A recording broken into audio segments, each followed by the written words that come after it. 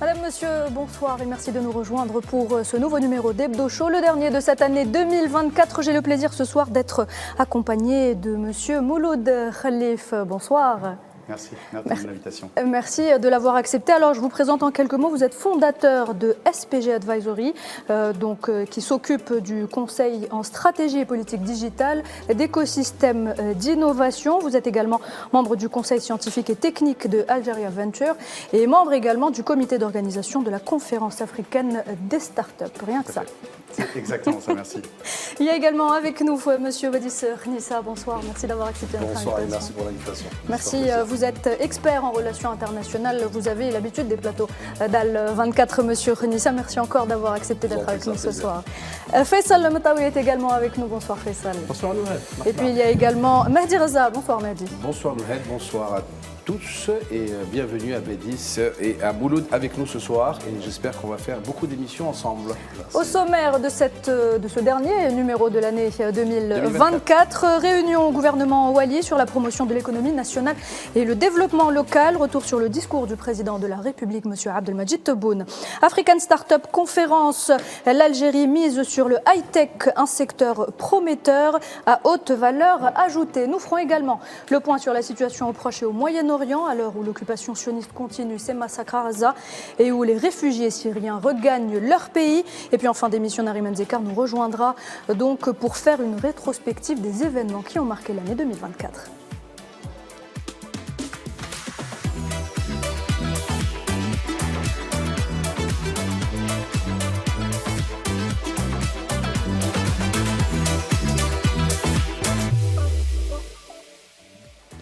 Je le disais donc en tout début d'émission, le président de la République Abdelmadjid Tebboune a présidé mardi la réunion gouvernement Wali, une réunion lors de laquelle le président est donc revenu sur plusieurs sujets. Faisal Metaoui, vous étiez présent au Palais des Nations. Tout d'abord, que peut-on retenir de cette réunion ?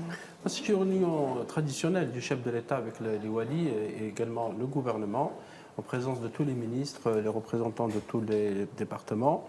Le discours du président Tebboune, qui a duré presque une heure, rappelle ses engagements pris durant la campagne électorale pour le deuxième mandat présidentiel.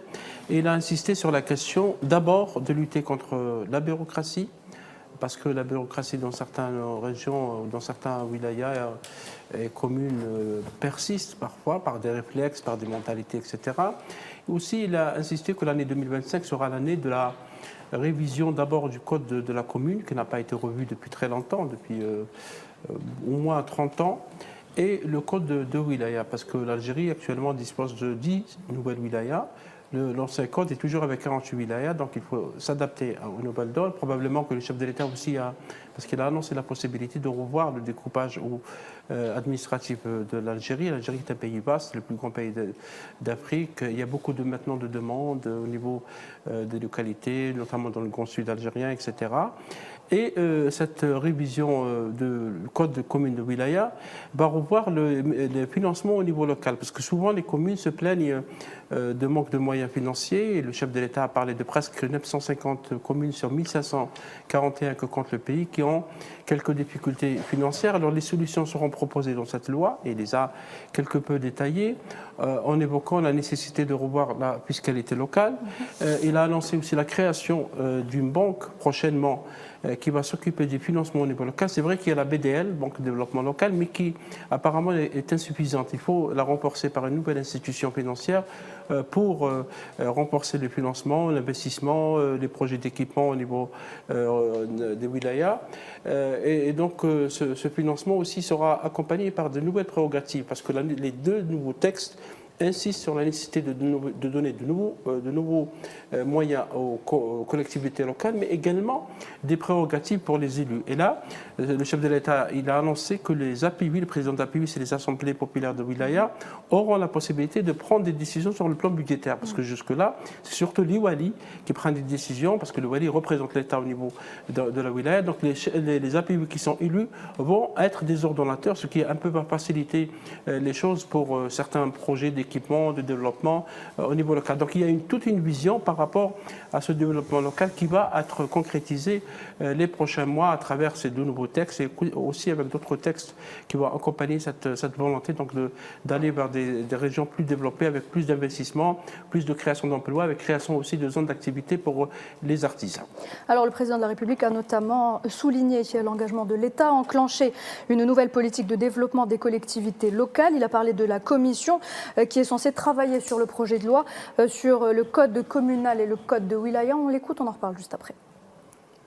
انطلاقا من درايتي بالعراقيل التي تعرفها الجماعات المحلية والتحديات التي علينا مواجهتها بما يتوافق ومتطلبات مجتمعنا قمت بتنصيب لجنة خبراء وأسندت لها مهمة إعداد مشروعي قانوني البلدية والولاية على نحو يقضي على مختلف العوائق ويجعل من هاتين الجماعتين ركيزة المنظومة المؤسساتية وأداة فعالة للتنمية المحلية، حيث تم في هذا الصدد العمل على رفع كافة العراقيل.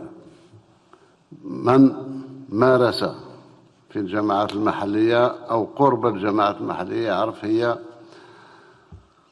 خط التماس بين الدولة والمواطن، يلتقيان في مهمة واحدة في الجماعات المحلية. الوالي ممثل للحكومة وممثل للشعب. المنتخبين المحليين لهم حق في التسيير الشأن العام واليوميات نتاع المواطن. إذن كما ينص عليها قانون جزائري والدستور، الجماعات المحلية هي الركيزة الأساسية للدولة، سي لو سوكل دو ليتا، ولهي تبنى الباقي. آن الأوان أن نراجعه لأن الأحوال تغيرت. البلديات تاع اليوم ماهيش بلديات تاع بداية الاستقلال، فيها إطارات، فيها جامعيين، فيها نشاط اقتصادي أغلبية منهم. إذن لازم كان نبدأ في بناء مؤسسات ديمقراطية، ولما نقول ديمقراطية مش ديمقراطية نتاع الديماغوجية تاع الهف كما يقولوا بالعامة، مؤسسات ديمقراطية تاع صح وين إرادة تاع الشعب تتبلور في البلدية. إذن لازم نراجع قانون البلدية ونعطي أكثر صلاحيات للمنتخبين المحليين حتى نصبح يعني في طريق البناء الصحيح للدولة الجزائرية. Voilà, alors Badis Khnissa, les collectivités locales, comme l'a si bien dit le président de la République, locomotive du développement productif national, concrètement, qu'est-ce que cela veut dire ? Il me semble pertinent de revenir sur un point fondamental qui est celui d'abord de le processus de démocratisation qu'a enclenché le président de la République au lendemain de son élection au premier mandat, c'est-à-dire mettre la société civile, puisque quand on parle de collectivités locales, on parle aussi d'élus locaux, notamment à laquelle on a beaucoup plus de prérogatives maintenant avec la révision de code de communes et de wilaya, et qui vont leur permettre effectivement en tant que représentants dignes des électeurs, donc du citoyen lambda, à les représenter dignement, notamment justement dans les assemblées ou aussi dans l'élaboration de la politique locale. Donc les collectivités locales et territoriales sont aussi le socle dans un processus qu'on appelle le bottom-up, c'est-à-dire un développement du bas vers le haut, qui permet en fait à travers un maillage très dense, notamment, et l'Algérie, ça a été évoqué, c'est un pays continent, et qui permet effectivement de créer plus d'équité, notamment en matière d'attractivité économique, et c'est là où d'ailleurs peut-être le leitmotiv de cette révision, d'abord qui est une promesse électorale du président de la République, mais aussi qui est je dirais un indicateur d'écoute, notamment de capacité d'écoute du président de la République vis-à-vis des partis politiques, puisque, rappelez-vous, ça a été une demande aussi latente des partis politiques depuis quelques années déjà. Donc le président de la République est en droite ligne avec d'abord ses convictions, à savoir cette Algérie nouvelle qui doit se reposer sur un socle solide, sur des fondations saines, à savoir la société civile, à savoir les élus locaux et notamment des APE pour qu'ils puissent justement élaborer d'une manière transparente mais surtout aussi représentative de ce qu'attend le citoyen, parce que je qualifie du client final. Donc le citoyen doit être impliqué à travers des associations, faut-il le rappeler, parce que quand on parle de collectivité, c'est aussi les associations ont un tissage très dense, notamment qui peut jouer, je dirais, d'une manière très prépondérante, un rôle important et stratégique. Rappelez-vous, le président de la République a qualifié la société civile d'allié stratégique de l'État. Qui plus est dans une période, vous le savez, d'incertitude, une période de fragilité, de cataclysme géopolitique, d'attaque. Et peut-être on pourra en parler plus dans le détail. Donc, il est temps, notamment aujourd'hui, le président non seulement met les leviers et les moyens en place, mais aussi créer un écosystème favorable pour qu'on puisse récolter les résultats escomptés. Puisque, encore une fois, vous l'avez remarqué depuis maintenant quelques années, le président de la République croit en les actes et non pas dans les paroles. Absolument. Et il ne veut plus de slogans creux. Donc quoi de mieux qu'aujourd'hui, cette révision des deux codes, en plus justement d'élargir des prérogatives des élus locaux, pour qu'on et là je reviens sur le deuxième point fondamental qui est, et c'est tout en l'honneur du président de la République, c'est la politique vertueuse, ce que j'ai qualifié. C'est quoi? C'est de revoir le pacte moral, le pacte politique qu'a les responsables, qu'ils soient politiques, que ce soit des élus locaux, nationaux, avec le citoyen. Pour qu'on puisse justement faire émerger un nouveau rapport, je dirais, louable, honorable, qui permettra à terme justement de pouvoir mieux écouter le citoyen algérien et donc de consolider le socle, de consolider aussi le front intérieur et le renforcer pour immuniser notre chère terre. Très bien. Mahdi, le président de la République, qui fait également de la lutte contre la bureaucratie un cheval de bataille depuis son premier mandat en 2019. Il l'a dit dès ses premiers discours, la bureaucratie est un cancer de l'avancement des wilayas et des daïras et des administrations, quelles qu'elles soient. Il l'a toujours dit, il l'a toujours martelé et il veut justement casser cette bureaucratie, cette addict bureaucratie où on est toujours dans l'attente permanente d'un papier, d'un document et le guichet unique justement fait partie des solutions où on peut essayer d'avancer beaucoup plus rapidement pour des problèmes administratifs. Le discours du président, c'est un discours également de mobilisation pour les walis, pour qu'ils soient plus proches du peuple, et pour les chefs de daïra, pour qu'ils soient aussi beaucoup plus proches de leur wali. Ça aussi, c'est très intéressant. Il n'a pas fait que la jonction entre les walis et le peuple, il a fait la jonction entre les chefs de daïra et les walis en disant, vous êtes des élus, vous avez des fonctionnaires qui sont là pour vous aider, pour aider le développement de vos villes, de vos APC, de vos daïras, et les walis sont en place et sont nommés pour ça, pour que justement vos espaces à vous, votre territoire à vous, se développe d'une façon structurée et structurelle. La bureaucratie est un mal, c'est une gangrène. On n'arrête pas de se plaindre d'elle. Il y a des avancées qui ont été faites, des avancées notables, il faut savoir le dire, mais il y a encore du travail à faire. Et le président est formel par rapport à ça. Il est formel, il le dit et il le répète à qui veut l'entendre. Il faut absolument casser cette routine bureaucratique qui bloque bon nombre de projets sur le développement de l'Algérie nouvelle. Et c'est ça le problème, c'est qu'on continue à avoir en quelque sorte des ancêtres des administrations qui veulent à chaque fois essayer de ralentir le développement de l'Algérie. Et bien le président en fait un combat. Et le combat, je pense que par rapport à son discours de mobilisation, il a été bien perçu et reçu par les différentes autorités. Faisal, cette bureaucratie qui bloque parfois ou décourage même les jeunes entrepreneurs qui sont dans la création de leur start-up justement et qui parfois peut-être vont abandonner ou alors remettre ça à plus tard. Alors, j'écoutais notre ami parler de la bureaucratie comme un mal qui existe. Moi, ça me fait penser à notre nouvelle stratégie de numérisation. Je pense que vous en avez peut-être déjà parlé ici sur votre plateau. On a la chance d'avoir une stratégie nationale de numérisation qui est en phase maintenant de mise en œuvre. J'entendais la ministre haut commissaire à la numérisation il y a quelques jours qui parlait de plus de 500 projets de numérisation d'ici 2026. Je pense qu'on doit s'appuyer sur la technologie, sur la numérisation, sur cette stratégie. Et je pense que c'est une question de souveraineté, de sécurité nationale, que de mettre toutes les ressources nécessaires pour mettre en œuvre cette stratégie. Parce que ça va forcer justement un peu le système et ça va débloquer toute cette bureaucratie. Parce que qui dit numérisation, dit transparence, dit imputabilité, dit responsabilité. Rapidité. Rapidité, bien sûr. et tout cela au service du citoyen.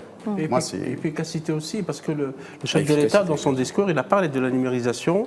Il a dit que la bureaucratie sera supprimée en grande partie grâce à la généralisation de la numérisation. Il faut noter, Nouhed, qu'il y a des résistances quand même à la numérisation. Sûrement l'expert est là, il pourra confirmer, au niveau de certaines administrations qui sont par confort, par habitude, par tradition, par mentalité. Ils retardent les projets, on laisse pour l'année prochaine, pour le mois prochain, parce que ça peut-être sera éloigné de certains privilèges. Et dans son discours aussi, le chef de l'État, sur l'aspect politique, il a évoqué ce qu'il a appelé les restes de la Issaba, des bombes, de ceux qui étaient là durant 20 ans et qui sont en train de semer les désespoirs dans certains wilayas. Ils sèment le désespoir à travers un discours en disant voilà, ce que dit le président ne va pas être appliqué, il faut beaucoup de moyens, il faut beaucoup d'argent. Et là, le président a lancé un appel. Finalement, le moral. Il sape le moral, effectivement. Il ça bloque parfois et parfois ça impose un climat malsain.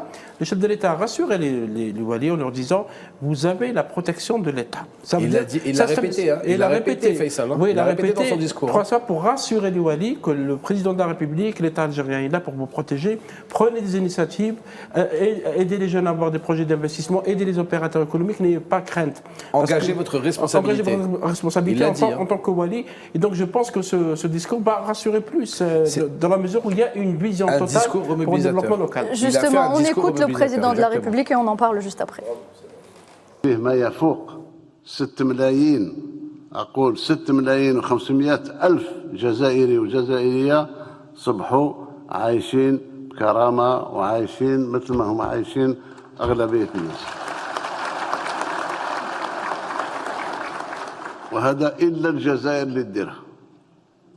إلا الجزائر لأنها دولة ديمقراطية شعبية.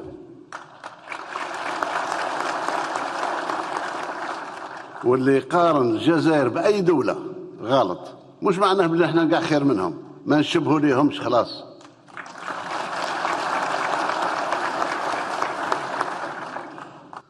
احنا تواجدنا من أبسط موظف، من أبسط منتخب إلى رئيس الجمهورية، كلنا هنا متواجدين من أجل الشعب، مش ما عندناش حاجة أخرى. Voilà, Mehdi Reza, je reviens vers vous. Le président de la République insiste sur le caractère de l'État algérien en tant que pays démocratique et populaire. Pays démocratique et populaire. République démocratique et populaire. Et c'est pour ça qu'il a insisté sur le fait que les chefs de daïra ont un pouvoir démocratique. Ils ont été élus, les maires ont été élus par leurs administrés et qui doivent être au service de leurs administrés et rendre des comptes à leurs administrés par rapport aux promesses électorales qu'ils ont données. Donc c'est quelque chose de très transparent. Et il le dit et il le répète à qui veut l'entendre, que les Walis sont au service des chefs de daïra et du peuple. Et que le peuple et non pas l'inverse, exactement. Et c'est ça qui est important. Et que le peuple doit avoir accès à toutes les commodités qui sont données par l'État. En quelque sorte, il ne veut plus qu'il y ait, on va dire, de séparation entre le peuple et les institutions étatiques qui le représentent directement. Il veut qu'il y ait un lien fort entre eux et que nous soyons, tous comme nous sommes, au service du peuple et uniquement du peuple. Et il a bien dit, il a dit une phrase très importante, du président de la République au chef de daïra, au simple fonctionnaire. Tout le monde travaille pour le peuple. Et ça, je trouve que c'est un discours poignant et c'est un discours mobilisateur. C'est ça qui est important. Parce que par le passé, Nouhed et Mahdi, par le passé, il y avait toujours ces conflits, Mahdi l'a rappelé, entre l'administration et les élus. Souvent, il y avait ce conflit entre le Wali ou le président d'APC ou le chef de daïra, etc. Ou le maire. Et ça retardait des projets, ça retardait des initiatives, ça semait parfois le désespoir. Et là, le rappel, j'allais dire, le rappel à l'ordre du chef de l'État est très important. Tout le monde est au service du peuple algérien parce qu'ils ont été élus par le peuple et donc ils sont redevables de travail et d'action sur le terrain pour aller concrétiser ce grand projet d'une Algérie émergente sur le plan économique et dépasser aussi les différences politiques ou certaines divisions qui peuvent être superficielles par rapport à ce qui est demandé par la population locale. Finalement, Badis Khnissa, je reviens à vous. La Issaba aujourd'hui continue finalement de saboter les réformes démocratiques. Écoutez, je l'ai tout le temps dit, au lendemain de l'élection du président de la République, Abdelmajid Tebboune, premier mandat, j'ai dit qu'on sera dans une espèce de période période de superposition, dans laquelle il y a ce défi de décollage, ce défi justement la création, l'émergence, mais surtout l'illustration d'une réalité qui est celle de l'Algérie nouvelle. Et pendant ce laps de temps, c'est le défi de celui qui est affronté cette résistance, notamment de la Saba. Et c'est un challenge important. Par contre, le président de la République a contourné peut-être la problématique d'une manière résolument intelligente, qui est celle de créer des fondations. Rappelons-nous, le premier mandat était un mandat, et je vais peut-être rebondir tout à l'heure sur ce que tu avais dit, Faisal, sur les élus, la marginalisation des élus. Mais il faut rappeler que la marginalisation des élus aussi parfois était, je dirais, dans un jeu politique pernicieux, puisque ces mêmes élus, il fut un temps, une période révolue, fort heureusement, n'étaient pas légitimes.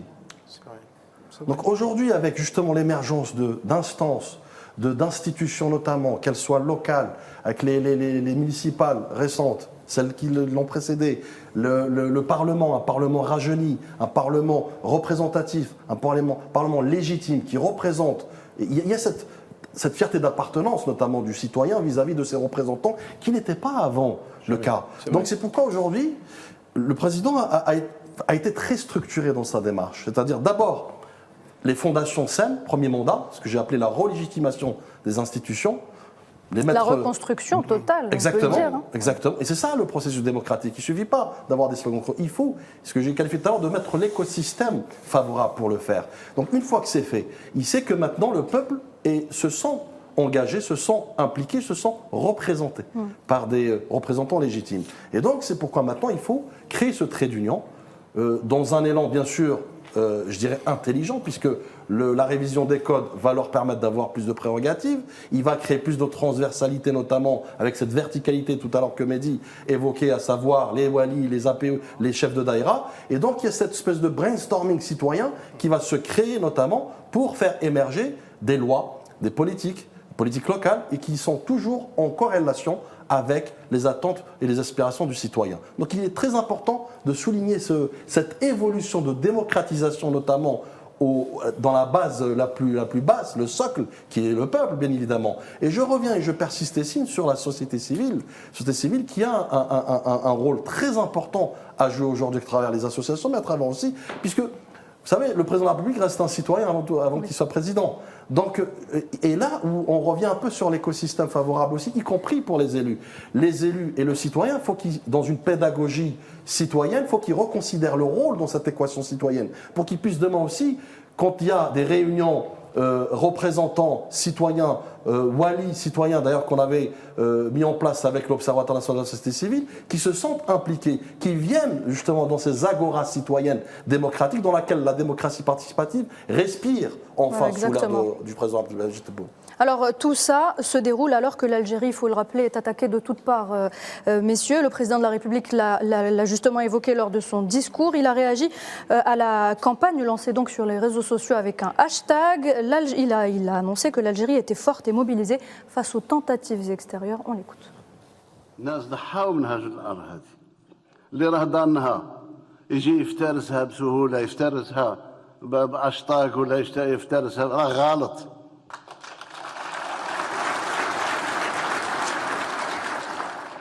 فيه جزائري ولا جزائريه اللي ما يسريش في دمهم روح المقاومه. انا قلتها ونزيد نكررها.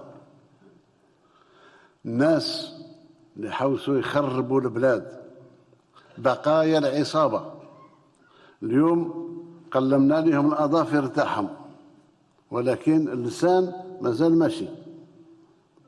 ويجي الوالي ويجي الوزير ورد بالك تسنيه وانت تسنيه وجدك انت ومن بعد تلقى روحك في كذا وفي كذا باش النشاط يتوقف ومن بعد يطلق ابواق نتاعو قال رانا عارفين الرئيس راه يقرر ولكن واحد ما راه يطبق. شوف دوبل لونجاج. اذا الساده الولات انا نقولها لكم رسمي راكم محميين.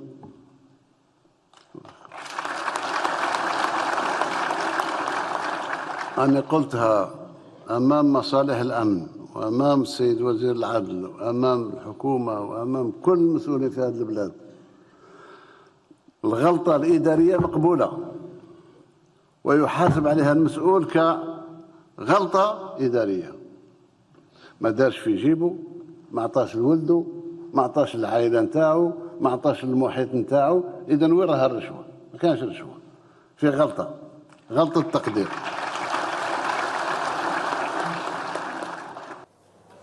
Mouloud Khelif, on va revenir avec vous sur ce hashtag donc, contre l'Algérie. Il représente une fois de plus une attaque informationnelle massive contre notre pays. Et aujourd'hui, les supports numériques, est-ce qu'on peut dire que c'est un véritable outil de déstabilisation? Alors, je ne suis pas un expert dans ce domaine, mais si on prend l'aspect technologique, Exactement. On sait aujourd'hui que l'intelligence artificielle joue un rôle très très important dans ce domaine-là, le domaine de la désinformation. L'Algérie n'est pas le seul pays qui est attaqué. On voit dans le monde entier ce genre d'attaque, ce genre de campagne pour déstabiliser.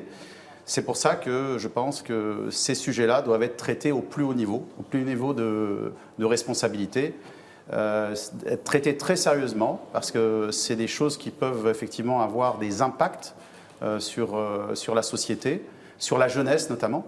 Et donc il faut le traiter de manière structurée il y a une réponse bien sûr politique, mais il y a aussi une réponse technologique. Et il faut développer des compétences, il faut aller chercher des compétences pour trouver des personnes qui vont aider justement à contrer ces attaques. Très bien, alors on continuera d'en parler dans quelques instants.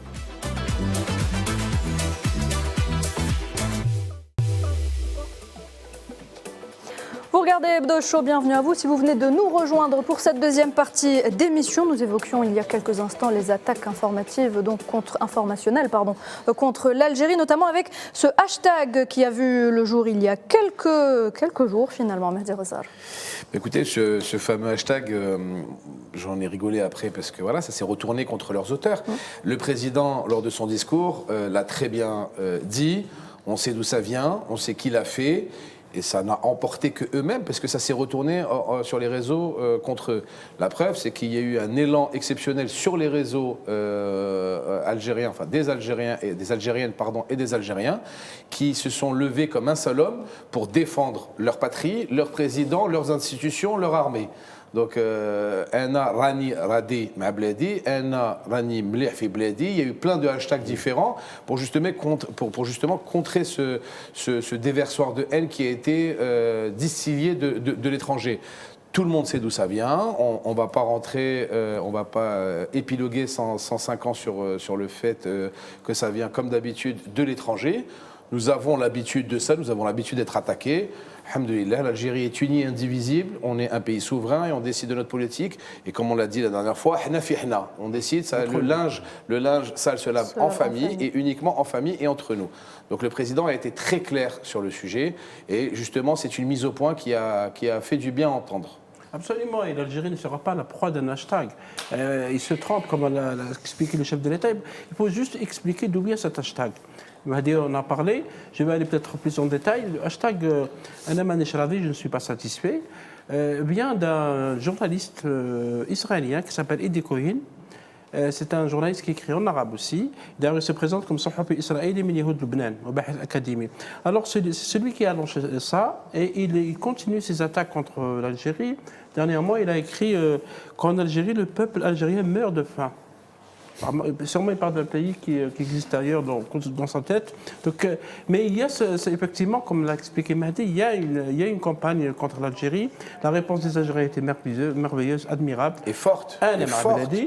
Et nous avons tous partagé ce hashtag parce que c'est une réponse forte. Les Algériens ont bien compris les enjeux. Contrairement à ce que certains puissent penser, les Algériens savent qu'il y a une conjoncture internationale géopolitique très très sensible, très délicate, et que l'Algérie, compte tenu, on l'a largement expliqué dans cette émission dans les précédents numéros, l'Algérie, de par sa position diplomatique, sa posture économique et politique, etc., dérange beaucoup d'intérêts, dérange beaucoup de lobbies, etc. Et curieusement, ces attaques ont débuté vers le début décembre. Ce hashtag, il y a d'autres pays arabes qui sont ciblés aussi. Il faut la Tunisie, l'Égypte, en l'occurrence. La Tunisie, l'Égypte et l'Arabie Saoudite, des hashtags qui sont un peu différents. On sait que ces unités de l'armée sioniste qui s'occupent de ça, de cette guerre psychologique, notre expert pourra expliquer, les moyens utilisés par l'intelligence artificielle et tous les moyens de manipulation psychologique, ils ont été relayés, cet hashtag a été relayé largement par les voisins de l'Ouest, par les Marocains, parce que ça allait dans leur sens. Mais on dira que la réponse des Algériens était suffisante pour bloquer ces tentatives qui sont debout à l'échec. Pour aller dans ton sens, tout ce qui a été fait a été organisé. On est bien d'accord que ça a duré une semaine, 10 jours pour que ce hashtag sorte.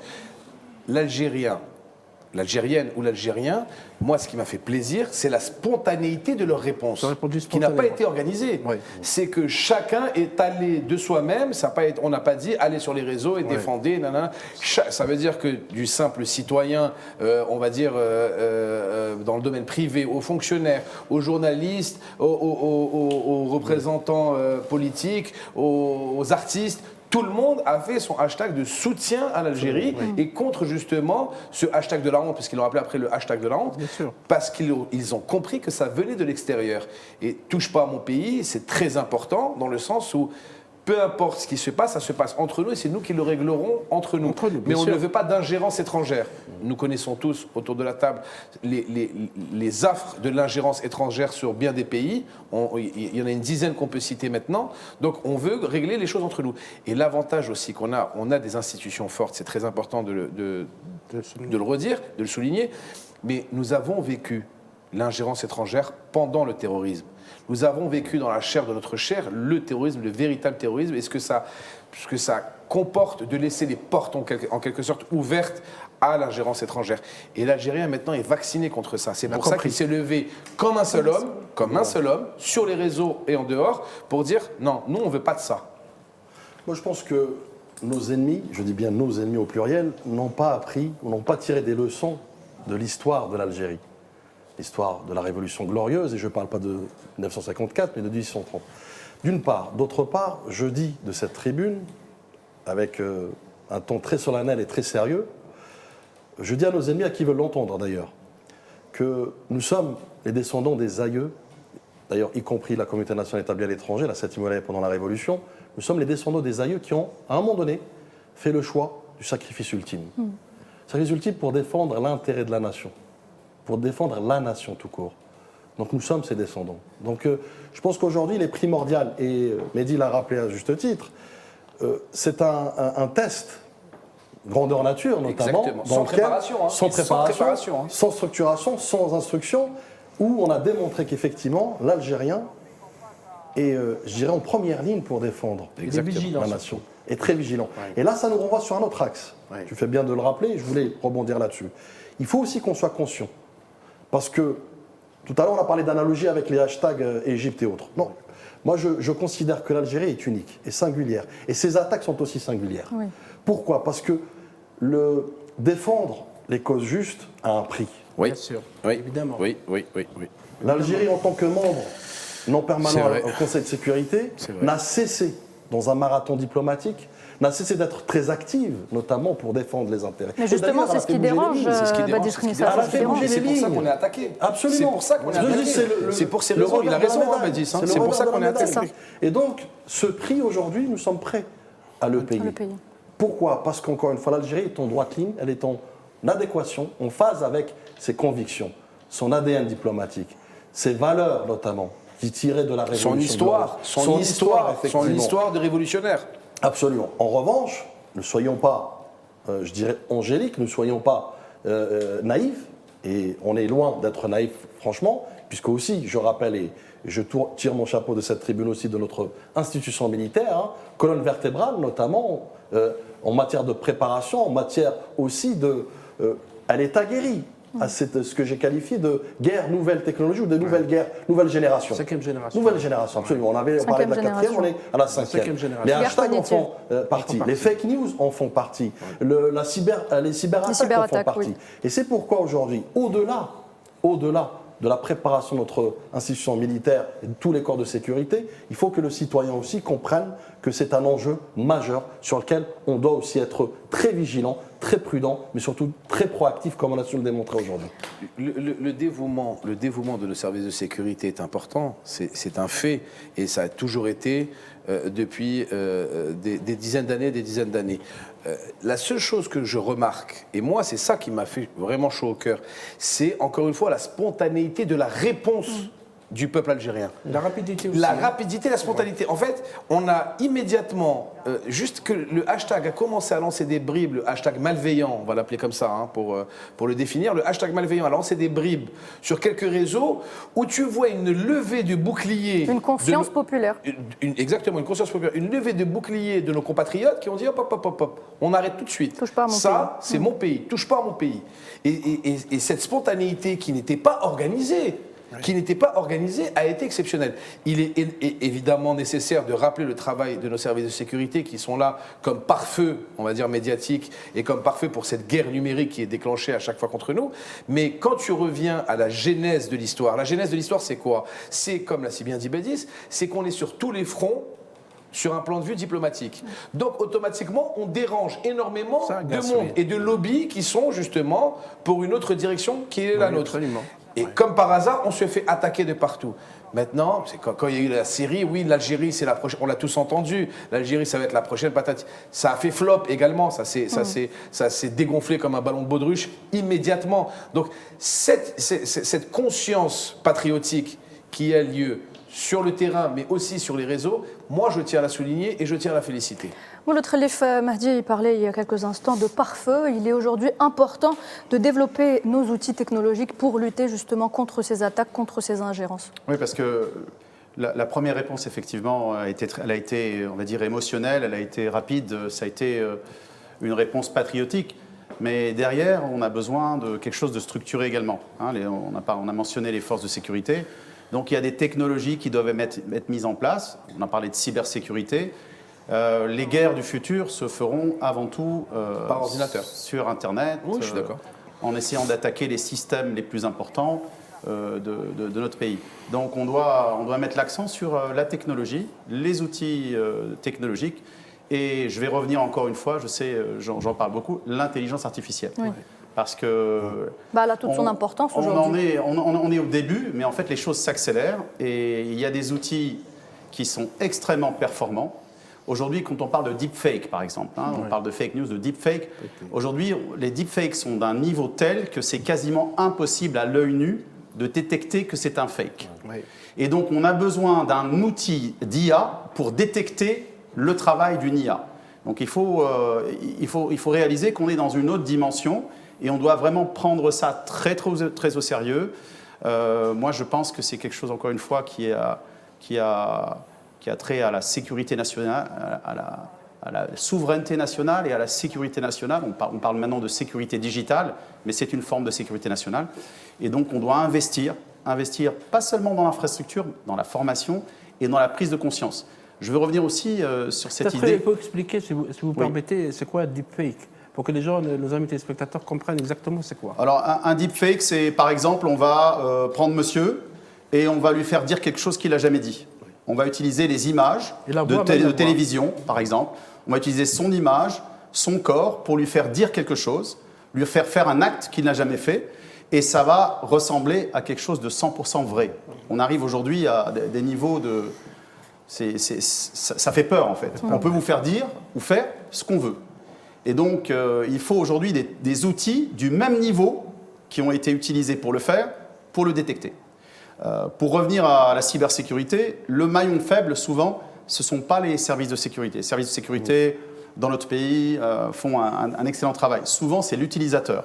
Donc, on a aussi un travail de sensibilisation auprès des utilisateurs, l'utilisateur lambda, qui lui, classique, moi j'appelle ça de l'hygiène, c'est de l'hygiène numérique. Monsieur et madame tout le monde. Monsieur et madame tout le monde, qui va cliquer sur quelque chose sans s'en rendre compte. Son téléphone va être finalement utilisé pour d'autres choses, des choses malveillantes. Donc on a vraiment besoin d'une campagne nationale de sensibilisation sur les questions de cybersécurité, parce que il suffit, le maillon faible, encore une fois, c'est l'utilisateur. Oui. Okay. J'aimerais juste rebondir, et je parle sous ton contrôle, sur l'intelligence artificielle. Tu prêches quelqu'un de convaincu là-dessus. Et d'ailleurs, la militarisation d'intelligence artificielle, même si on est au balbutiement, et je reviens malheureusement au génocide à Gaza, dans lequel l'entité sioniste fait des tests, elle perfectionne son système, notamment à travers le programme de ciblage. qui, via des algorithmes, arrivent à calculer, entre parenthèses, la fiabilité d'une cible, avec en plus une proportionnalité par rapport aux victimes, je dirais, collatérales. Collatérales, oui. Voilà. Donc tout ça pour dire qu'effectivement la militarisation ou du moins l'utilisation de l'intelligence artificielle déterminera l'avenir aussi du monde.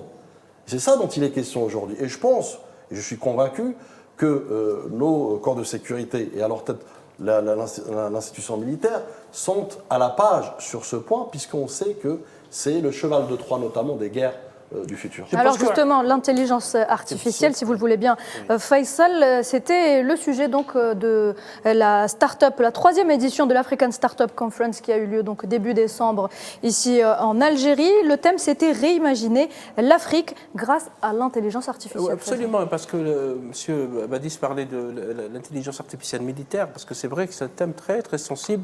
Je pense que l'Algérie, à travers la voix de M. Ammar Benjamar, qui est son représentant à l'ONU, il a intervenu sur ça, il a alerté sur les dangers parce que cette intelligence artificielle va créer beaucoup de dégâts, beaucoup de catastrophes dans le futur. Au-delà du deepfake qui lui-même est perfectionné, on va même inventer des guerres, des pranks et peut-être créer même des conflits à travers l'intelligence artificielle. Et c'est tant mieux que cette conférence sur les startups africaines, je pense que c'est la 3e édition, oui, a eu lieu début décembre. Et sa 3e édition. J'ai suivi un peu cette conférence et il y a des thèmes vraiment très actuels, très contemporains, le blockchain, les crypto-monnaies, l'économie créative, l'intelligence artificielle, tous ces nouveaux concepts, pour ceux qui ne suivent pas un peu l'évolution technologique. C'est tant mieux que les Africains, entre Africains, parlent de ça, parce que nous avons subi pendant, j'allais dire, des siècles et des siècles des technologies venues d'ailleurs. Les Africains, le marché africain a été vu uniquement comme des marchés de consommateurs et encore quelques technologies souvent dépassées, et que les Africains, surtout les jeunes, comme on le voit à l'image, se réunissent à Alger avec des experts, comme monsieur qui est avec nous, monsieur Khalif, pour discuter de ça, discuter de l'avenir. Je pense que c'est ça la meilleure voie, l'intelligence artificielle et aussi d'autres aspects, parce qu'il s'agit de former, il s'agit aussi de maintenir nos compétences.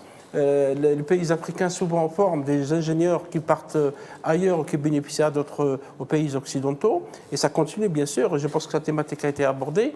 Et aussi pour voir l'avenir ensemble. Les startups aujourd'hui dans le monde font beaucoup de choses. Par exemple, pour l'Europe qui n'a pas de navette spatiale, voudrait créer une navette spatiale pour l'année prochaine. Parce qu'une navette spatiale, il y a la Soyouz russe, il y a la navette américaine et la navette chinoise. Les Européens se sont rendus compte qu'ils n'ont pas de navette. Alors c'est une start-up qui prépare ce projet. Donc vous pouvez que les start-up peuvent faire beaucoup de projets, surtout quand il y a un rassemblement des compétences, qu'il y a un travail en partenariat. Je sais que dans cette conférence à Alger, il y a eu beaucoup de partenariats, il y a un réseautage parce que le networking est très important dans ce domaine. Et donc ça promet pour l'avenir, à condition bien sûr de continuer sur cette voie et d'avoir une stratégie globale avec beaucoup d'objectifs en travaillant entre Africains, entre tous les pays africains. Mouloud Khalif, cette conférence, son objectif, c'était de passer en revue les opportunités, mais aussi les défis liés au développement de l'intelligence artificielle en Afrique. Quels sont-ils finalement ? Alors, juste pour revenir à ce que mon collègue vient de dire, effectivement, c'était la 3e édition. J'ai eu la chance d'être impliqué dès la première édition. Et j'avoue que ça a été une expérience un petit peu comme un bootcamp. La première expérience, c'était avant tout un sommet ministériel. Donc, la conférence africaine, c'était presque un side event de la conférence ministérielle, donc des ministres africains qui sont venus parler de politique publique. Et on n'était pas très nombreux, on a commencé à travailler sur le contenu, travailler avec toute une équipe, notamment des gens issus de la communauté nationale à l'étranger qui ont participé. La 2e édition, l'an passé, est montée en puissance. Là, on est passé à plusieurs milliers de participants. Et là, la conférence africaine a pris énormément d'ampleur. Et cette année, on a fait un saut qualitatif. Elle a explosé. Saut qualitatif en nombre de participants. 25 000, je pense. Plusieurs milliers, en tout cas plus de 15 000. On a eu énormément d'événements, une centaine d'événements en 3 jours. C'était un défi pour organiser ça. J'ai fait partie du comité d'organisation avec d'autres membres justement de la communauté nationale qui est très très impliqué, à la fois sur le plan du contenu, sur le plan des thèmes, sur le plan aussi du choix des speakers, des panélistes, etc. Et ce qui en est ressorti, non seulement du networking, mais aussi des projets concrets. On a vu pour la première fois des fondateurs de start-up africaines algérienne, mais aussi des diasporas africaines. Venir à Alger pour parler de leurs projets. Et ça, c'est quelque chose qui est nouveau.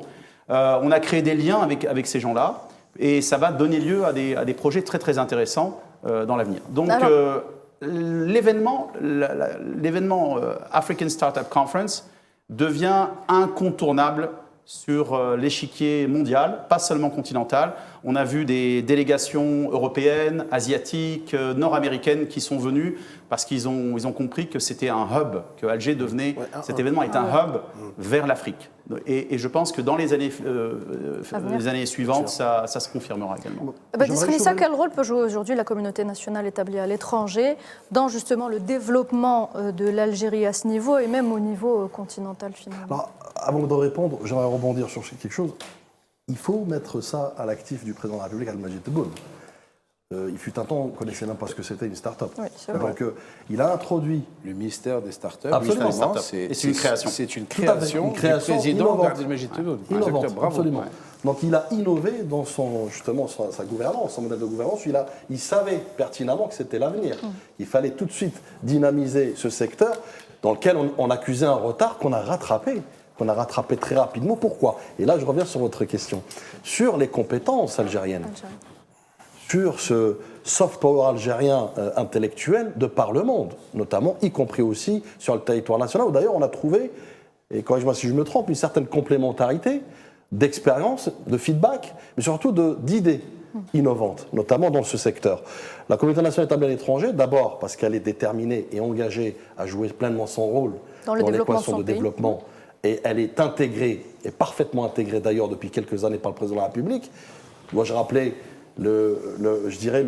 l'engagement du président, mais surtout l'importance qu'il accorde à la communauté. Dès son premier discours. Dès son premier discours. Absolument. d'intronisation. Absolument. Et d'ailleurs, c'est devenu quasiment un protocole de rencontrer la communauté lors de ses déplacements officiels. À chaque déplacement, il rencontre des membres de la communauté. La communauté nationale, pleinement engagée, avec une effervescence incroyable, notamment d'idées innovantes, aussi de mindset, parce qu'il est question aussi de comment apporter un état d'esprit d'entrepreneurship, parce que c'est ça en fait, il faut trouver un peu les bonnes alternatives, mais surtout les bons ajustements. Et c'est ce qui a permis d'ailleurs de rattraper ce retard d'une manière record, mais surtout d'une manière singulière vis-à-vis d'autres pays, notamment africains, qui eux ont pris des années, voire des décennies, à enclencher le processus. Donc la communauté nationale établie à l'étranger, encore une fois, elle est hétéroclite. Elle est riche en expérience. Elle est aussi, elle a cette fibre patriotique. Hein. Et là, je reviens un peu sur un autre aspect, même s'il n'est pas en lien avec la question, mais il y a cette fibre, cette fierté d'appartenir au pays qui a été retrouvée, cette confiance qui a été recouvrée aussi, ces passerelles, je dirais, de confiance que le président de la République. Dû au respect. Et du respect, absolument. Il a été dû au respect que le président de la République leur a donné dès ses premiers mots. Et c'est pour ça que, excuse-moi de te couper, Bédi, c'est pour ça qu'ils se sont retrouvés dans les mots et la nouvelle, on va dire, organisation, la nouvelle orientation politique. Et c'est pour ça qu'on a un véritable, pas fléau, parce que je pense que le mot fléau est péjoratif, mais une véritable envie de retour aux sources et de retour à la mère patrie. Tout à fait. Et il a à chaque fois, le président et justement le ministre des Affaires étrangères, même lui, l'a à chaque fois dit que tous les Algériennes et Algériens sont nécessaires à la nouvelle Algérie, qu'ils soient à l'étranger ou en Algérie. Et c'est ça justement le message qu'on doit être capable de à chaque fois donner et réexpliquer. C'est que toute Algérienne ou tout Algérien est important pour le développement de l'Algérie. Peu importe son métier, peu importe son niveau scolaire, peu importe ce qu'il fait, peu importe sa réussite professionnelle. Tout le monde est capable de mettre une pierre à l'édifice pour la nouvelle Algérie. Et c'est ça, justement, qui a donné cette envie de revenir au pays, de développer. Et le succès de la conférence africaine des startups, c'est une conférence africaine, mais ça a été surtout une conférence qui a été réussie pour l'Algérie, parce qu'on a donné, en quelque sorte, la visibilité de cette nouvelle arme, on va dire, technologique qui est justement l'intelligence artificielle, le développement informatique et tout ça, à Alger.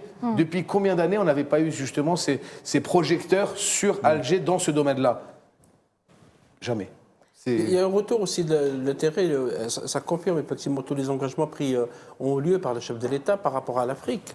ce n'est pas uniquement des paroles. Parce que c'est vrai que voir des jeunes ingénieurs africains réunis à Alger dans un cadre bien organisé, c'est un signe. C'est pratiquement du jamais vu. L'Algérie, pendant longtemps, du moins durant les décennies dernières, avait tourné le dos en grande partie à l'Afrique. On parlait souvent de la profondeur stratégique de l'Afrique, etc., de relations avec l'Afrique, mais concrètement, il n'y avait pas grand-chose.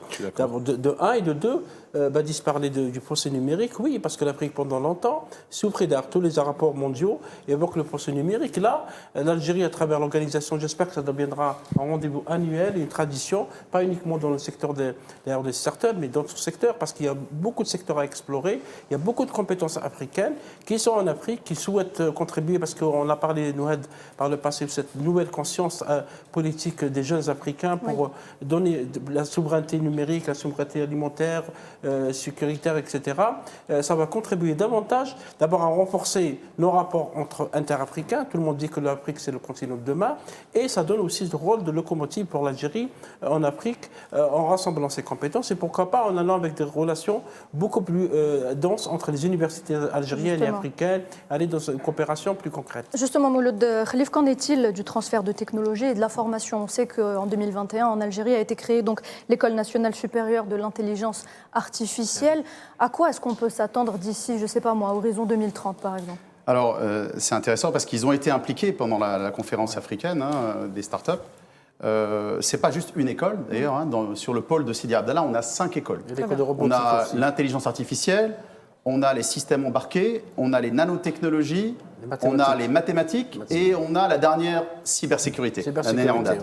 Donc c'est un pôle qui a pour objectif de devenir un pôle mondial, de compétences et d'excellence mondiale.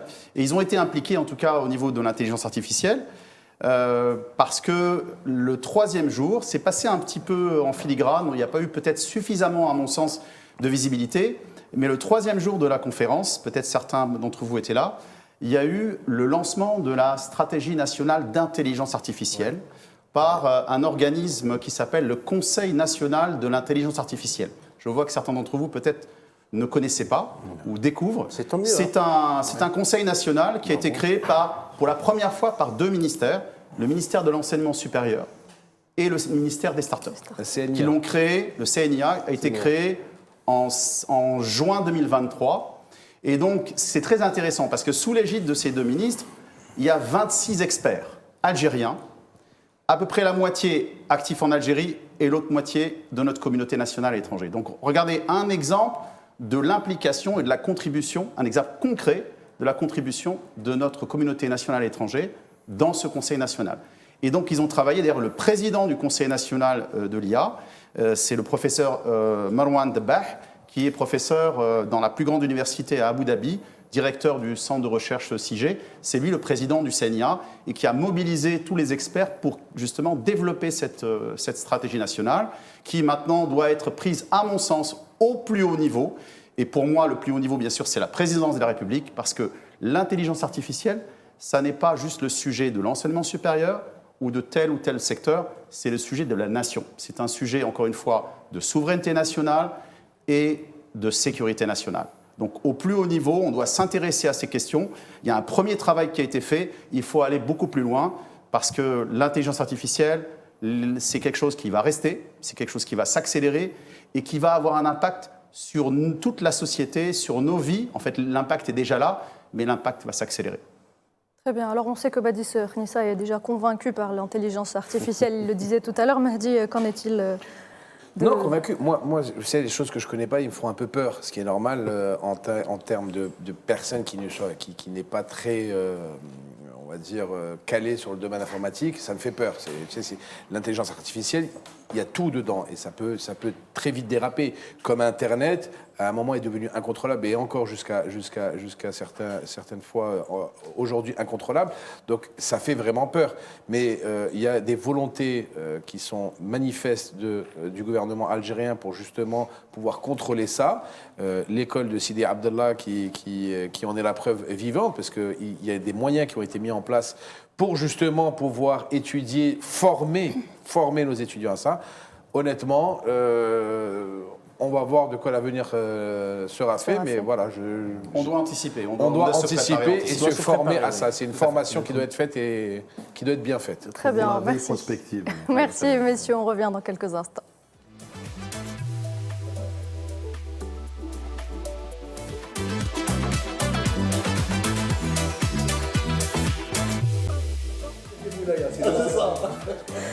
Bienvenue à vous si vous venez de nous rejoindre pour cette troisième partie d'Hebdo Show. On poursuit notre débat autour des startups et de l'intelligence artificielle. Je reviens vers vous, Mouloud Khalif. Quel rôle doivent aujourd'hui jouer nos postes consulaires et diplomatiques dans l'aide justement apportée à nos entrepreneurs ?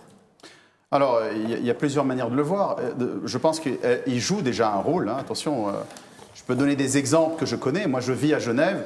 Et donc, le consulat général à Genève, l'ambassade à Berne jouent déjà un rôle important. Ils ont mobilisé, justement, on parlait de conférence africaine des startups, plusieurs mois avant la conférence, ils ont mobilisé une communauté algérienne en Suisse, des entrepreneurs, des scientifiques, des experts. On a même eu un événement à Genève, sous l'égide du consul général, avec plus de 250 personnes, avec une visioconférence du ministre des startups, M. Yassine Oualid à l'époque, le directeur également des startups, qui est aujourd'hui le nouveau ministre des startups, M. Nordine Wadah, qui ont fait finalement une présentation de tous les avantages qu'il y a à s'installer en Algérie pour quelqu'un qui veut créer son entreprise, lancer sa startup. Et c'est assez étonnant parce que la plupart des gens que j'ai rencontrés lors de cette journée ne savaient pas que ça existait. C'est-à-dire qu'ils découvraient l'environnement, l'écosystème, tout ce qui a déjà été fait, tout ce qui reste à faire. Et à l'issue de cet événement, on a eu une trentaine de personnes qui ont pris la décision, sans être invités. Ils ont été prendre leur billet d'avion et ils se sont inscrits pour la conférence et ils sont venus. Il y en a qui sont venus pour lancer un projet, il y en a qui sont venus juste pour faire du networking, pour essayer de comprendre, pour connaître. Il y en a qui ont participé comme panélistes ou comme speakers dans des événements. Donc ça a été un succès, franchement, qui était inattendu, même pour moi, j'y crois, mais j'étais vraiment surpris de l'ampleur que ça a pris. Donc les postes consulaires, les postes diplomatiques peuvent jouer un rôle très important. Je sais que des initiatives similaires ont été faites à Francfort, à Bruxelles, à Montréal, etc., à travers le monde. Donc ce genre de modèle peut être répliqué. On voit aussi que tout récemment, le président de la République a nommé un secrétaire d'État, ce qui n'existait pas depuis longtemps, un secrétaire d'État auprès du ministre des Affaires étrangères chargé de la communauté nationale étrangère. Je pense que c'est un message qui est fort.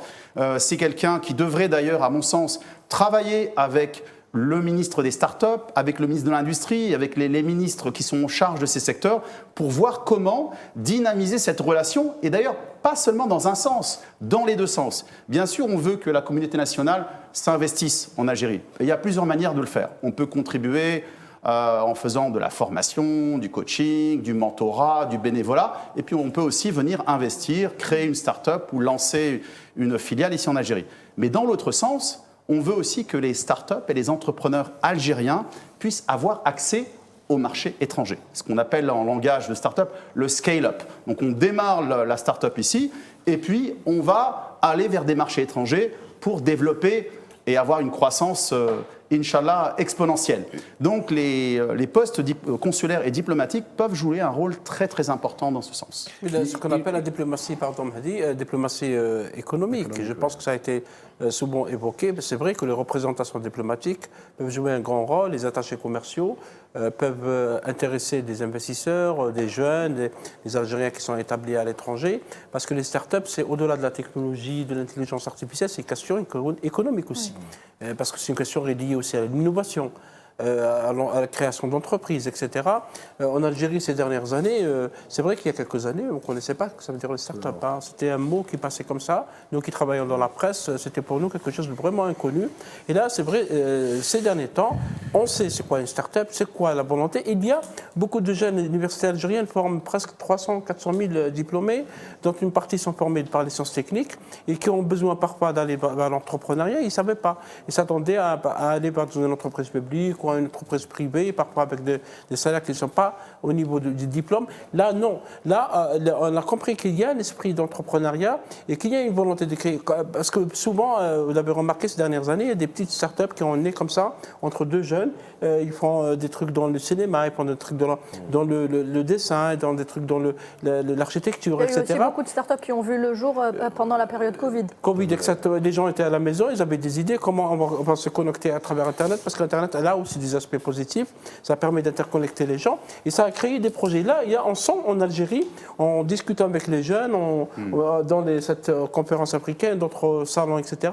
Personnellement, j'ai discuté, il y a une réelle volonté de créer, une réelle volonté, parce qu'il y a un climat qui est favorable et qu'il y a une volonté politique réelle de renforcer les startups. Pour aller dans ton sens, Faisal, et là je prends Mouloud en témoin, il y a 18 mois, 1 an et demi environ, lors du salon des startups, le président de la République s'est arrêté à un stand où, avec des jeunes de 27-28 ans, si je ne me trompe pas, il fabriquait, ces jeunes-là, des satellites. Oui. Je ne sais pas si vous vous en rendez compte. Ouais. Les jeunes fabriquaient des satellites à envoyer dans l'espace. C'est juste exceptionnel. Et le président est resté longtemps avec eux pour discuter, pour comprendre. Et c'est une fierté nationale que des jeunes de 27-28 ans, fraîchement diplômés, arrivent à concevoir, à produire et à fabriquer et à lancer justement des satellites. Et ça, c'est une fierté Made in Algeria. Grâce à justement ce ministère des startups et son ministre, et maintenant le nouveau ministre qui vient d'être placé, qui était son directeur de cabinet, si je me trompe. Directeur des startups. C'était lui qui était en charge des startups. Donc c'est une continuité Tout à également. fait. Tu vois, Tout à c'est fait. pas on jette tout à la poubelle parce qu'il y a un nouveau ministre. Non, on continue le travail qui est élaboré par le ministre précédent, qui est parti, je crois, à la formation professionnelle, si je me trompe. L'enseignement et formation professionnelle. L'enseignement et formation professionnelle. Et justement, c'est pour continuer sur la lancée de la production et l'aide justement de l'État pour le développement des startups. Et ça, c'est une volonté politique. D'ailleurs, pour rebondir sur ce que tu as dit, juste récemment à la foire de la production nationale, la même chose s'est produite. Le président est passé également dans le stand d'Algeria Venture et du ministère pour parler, rencontrer les jeunes start-upers. Voilà. Et il a été extrêmement surpris par la qualité des projets. Et je pense qu'à chaque fois, on monte, encore une fois, il y a toujours un saut qualitatif. Il faut les accompagner. Il y a des structures. Encore une fois, le secteur est dans une continuité. On peut encore faire mieux. Le ministère, d'ailleurs, c'est pas juste le ministère des startups, c'est le ministère de l'économie de la connaissance, sinon je vais me faire taper sur les doigts. L'économie de la connaissance, des startups et des micro-entreprises. Donc ça touche à l'ensemble finalement des opportunités entrepreneuriales dans le domaine de l'économie du savoir et de la connaissance. Et juste pour revenir au rôle de la communauté nationale à l'étranger, on l'a vu pendant la conférence africaine, moi je l'ai senti aussi il y a déjà quelques mois, on voit aussi des jeunes Algériens et moins jeunes qui vivent à l'étranger et qui ont une idée, vraiment une idée unique, un projet unique, et qui choisissent de lancer leurs produits ou leurs services ou leurs projets en Algérie avant même de le lancer dans leur pays d'accueil. Pourquoi ? Ce n'est pas seulement pour des raisons patriotiques, c'est pour des raisons économiques, parce que parfois il faut être pragmatique. Il y a des avantages. Ça coûte moins cher de des produire. Des avantages comparatifs. Bien sûr, on oublie, on ne le dit pas suffisamment. Je pense qu'en Algérie, on a un déficit de communication et de visibilité. Il faut qu'on travaille là-dessus. Peut-être on peut tous y contribuer ici, mais on a des avantages comparatifs. Et lorsqu'on fait venir des gens en Algérie qui découvrent ces avantages-là, ils disent « mais pourquoi on ne le ferait pas ici ?» Et l'Algérie peut devenir un hub, même en termes de production, pour ensuite aller vers l'international. Et pas l'inverse, pas quelqu'un de l'international qui vient en Algérie. Donc on peut dès le départ démarrer ici. Donc on va sur le programme du président, stop à l'importation et vive l'exportation. Donc c'est dans le même sillage que ce que demande le président de la République. Ça veut dire que quand tu as 250 000 diplômés, nouveaux diplômés par an, tu as des pépites. Tu as des pépites. Et c'est justement ces nouveaux diplômés, chaque année qui sortent de nos universités, donc 1/4 million de personnes qui sortent chaque année de nos universités, qui donnent justement de la créativité et de la production à l'Algérie, à cette Algérie. C'est ce qu'il faut, et il faut justement continuer à promouvoir tout ça. Alors tout à l'heure, tu parlais justement, pour rebondir, tu parlais de rétention. Le défi, pas seulement de l'Algérie, mais de tous les pays émergents, et même de certains pays développés, c'est de retenir les talents. Les talents et les Donc compétences. on dit que l'Algérie produit énormément d'ingénieurs, et ces ingénieurs sont très demandés à l'international. Tout à l'heure, je vous parlais des 5 nouvelles écoles. Qui font le bonheur des autres États. Exactement. malheureusement. Malheureusement, c'est ce qu'on a fait depuis maintenant 50 ans. On a produit pour les autres pays. Mais aujourd'hui, il faut être conscient d'une chose. aussi. Si on parlait des 5 nouvelles écoles, le pôle de Sidi Abdallah, qui va former, qui est en train de former l'élite de l'élite dans les domaines des nouvelles technologies. En moyenne, c'est 200 diplômés par an pour chacune des écoles. Donc, calculs sont simples, 1000 diplômés par an d'ici quelques années en cybersécurité, nanotechnologie, etc. Si on ne donne pas une opportunité à ces jeunes diplômés brillants, ils partiront. C'est la réalité. Si le marché, et quand je dis opportunité, si le marché n'est pas capable de les absorber, une des réponses, c'est pas la seule, c'est de développer l'écosystème des startups. Parce que si je suis un jeune diplômé de l'école d'intelligence artificielle et que j'ai la possibilité d'intégrer, soit de lancer moi-même une startup, parce qu'il y a un incubateur, ou d'intégrer une start-up qui est en pleine croissance en Algérie, je vais le faire. Pourquoi? Parce que cette start-up, elle va m'emmener très loin. Elle va me permettre d'apprendre, de me développer, et pourquoi pas ensuite de partir à l'étranger avec cette start-up qui est partie d'Algérie. Donc en fait, il faut qu'ils se sentent valorisés dans leur propre pays. Tout à fait. Et ça n'est pas forcément la seule réponse, mais ça fait partie de la réponse. Ce qui est fait à Sidi Abdallah est justement un message qui est puissant par rapport à cette valorisation de l'étudiant algérien, parce qu'on leur donne les moyens, en quelque sorte, de leur politique, on leur donne les structures de leur politique, et quand tu me dis qu'il y a 5 écoles à l'intérieur du site de Sidi Abdallah, c'est justement qu'ils ont réussi à diviser les spécialités pour en faire des pôles exceptionnels différents. Ben, voilà la volonté politique. Parce que moi, je te le dis en toute honnêteté, tu m'aurais dit ça avant que le président de la République mette ça sur la table, je t'aurais dit pourquoi? Non, comme d'habitude, la production, des usines, des choses comme ça. Mais je n'aurais pas mis un copec sur ce domaine-là. Il y a une vision qui a été faite et je pense que c'est un franc succès. Et c'est un facteur d'attractivité. C'est une chose que je n'ai pas dite. C'est que quand vous dites à des entreprises étrangères qu'il y a un pôle avec 5 écoles de très haut niveau dans tel domaine, ils sont là, ah bon? Et donc, c'est un facteur d'attractivité parce que ces entreprises, qu'elles soient étrangères ou algériennes, vont pouvoir trouver des talents. Parce que qu'est-ce que recherche une entreprise, notamment dans les hautes technologies? Ils recherchent des talents. Des talents à un coût, il faut le dire quand même, à un coût très compétitif par rapport à ce qu'ils vont trouver ailleurs. Donc, vous rajoutez à ça tous les autres avantages concernant l'énergie, notamment le coût de l'énergie, et là, vous avez une formule gagnante. Donc là, pour répondre au challenge de la rétention, il faut travailler sur plusieurs plans. Et l'écosystème des startups en est un, ça en fait partie. Ça peut être effectivement une réponse à ça, d'autant plus que les jeunes sont demandeurs. Seulement qu'il y ait moins de bureaucratie, comme l'a expliqué Mahdi, qu'il y a un microclimat qui soit présent. Et aussi le faible coût de l'énergie ou encore le développement des infrastructures. Exactement. Parce que beaucoup de jeunes ont participé à des concours mondiaux, vous le savez sûrement, de robotique, de création, d'innovation. De génie électrique. Ils ont eu le premier prix. De génie électrique, de mathématiques. Absolument. Donc les génies sont là, c'est une force, parce que la matière grise est également une force, et maintenant parmi les indices de développement, on prend en compte l'innovation. Donc nous avons aujourd'hui, au-delà avec toutes les mesures qui ont été prises, la capacité d'aller vers l'innovation, vers une véritable économie de la connaissance, avec tout le maillage qu'il faut pour redémarrer, parce que l'économie ancienne, entre guillemets, enfin, l'économie liée à la production, etc., elle est toujours là, mais cette économie de la connaissance va faire la différence entre les États, entre les pays. Et ceux qui sont de l'autre rive, ils vont chercher justement à captiver ces ingénieurs formés en Algérie, et ils vont bien sûr utiliser tous les moyens pour les attirer. Ils le font déjà. D'où la nécessité, les détecteurs de talent, les chercheurs de tête, etc., d'où la nécessité donc d'aller rapidement vers les mesures expliquées par M. Khalil pour retenir ces talents en Algérie et pour concurrencer les autres, pourquoi pas. Il faut rappeler une chose, le président de la République, Abdelmajid Tebboune, pour ce deuxième mandat, a promis à rappeler que ce mandat sera sous le titre du développement, par excellence. Qui dit développement dit justement catalyser, converger ces énergies, notamment, l'énergie, cette effervescence, cette dynamique aussi favorable, qu'elle soit économique, start-up ou autre, pour qu'elle converge vers le développement. Quand on parle de développement, on parle aussi, et ça tient, le président de la République accorde une importance considérable à l'exportation. Et d'ailleurs, à juste titre, le dernier remaniement a fait émerger un ministère dédié à l'exportation. Donc, qui dit exportation C'est pour la première fois. Hein. Pour la première fois. Il n'y a jamais eu de Qui dit ministère. exportation dit réflexion profonde. C'est ce qui a été fait par le président de la République. Depuis tout à l'heure, on parle sur l'aspect amont.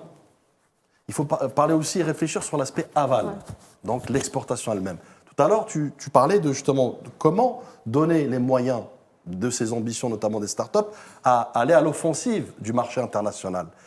Eh bien, figurez-vous, et je partage cette expérience avec vous, il y a 6 ans, j'ai mené une étude donc de sondage, une étude sérieuse au sein de la communauté, et on a trouvé que 92% des produits algériens ne sont pas exportés, non pas parce qu'ils ne sont pas, on va dire, conformes, mais plutôt parce qu'ils sont méconnus. Donc moi je dis, on a un savoir-faire, il faut le faire savoir. D'accord ?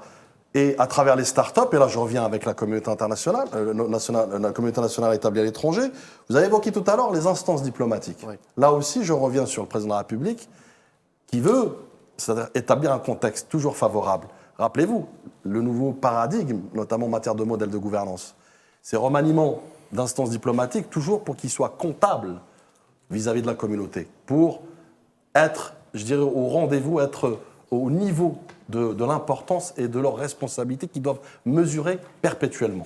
Et ça, c'est fait nouveau aussi, hein, parce qu'on avait connu des diplomates qui pouvaient rester pendant des décennies dans une instance ou dans une région. Donc, ça, sans rien faire. Sans rien faire. Il est important de le rappeler pour comprendre tout le contexte. Et quand j'évoque ça, j'évoque bien évidemment la diplomatie économique, qui était jusque-là un slogan rajouté, on va dire, au vocabulaire, mais avec le président qui l'a mené à bien vers des éléments factuels. Des éléments factuels. Il y a eu effectivement, Faisal, peut-être tu as suivi cette formation un peu de nos agents diplomatiques, agents économiques rattachés à la diplomatie, avec aussi, et là je reviens sur peut-être aussi cette expérience avec la diplomatie économique, où on doit s'adosser, s'appuyer sur l'expertise de notre communauté nationale.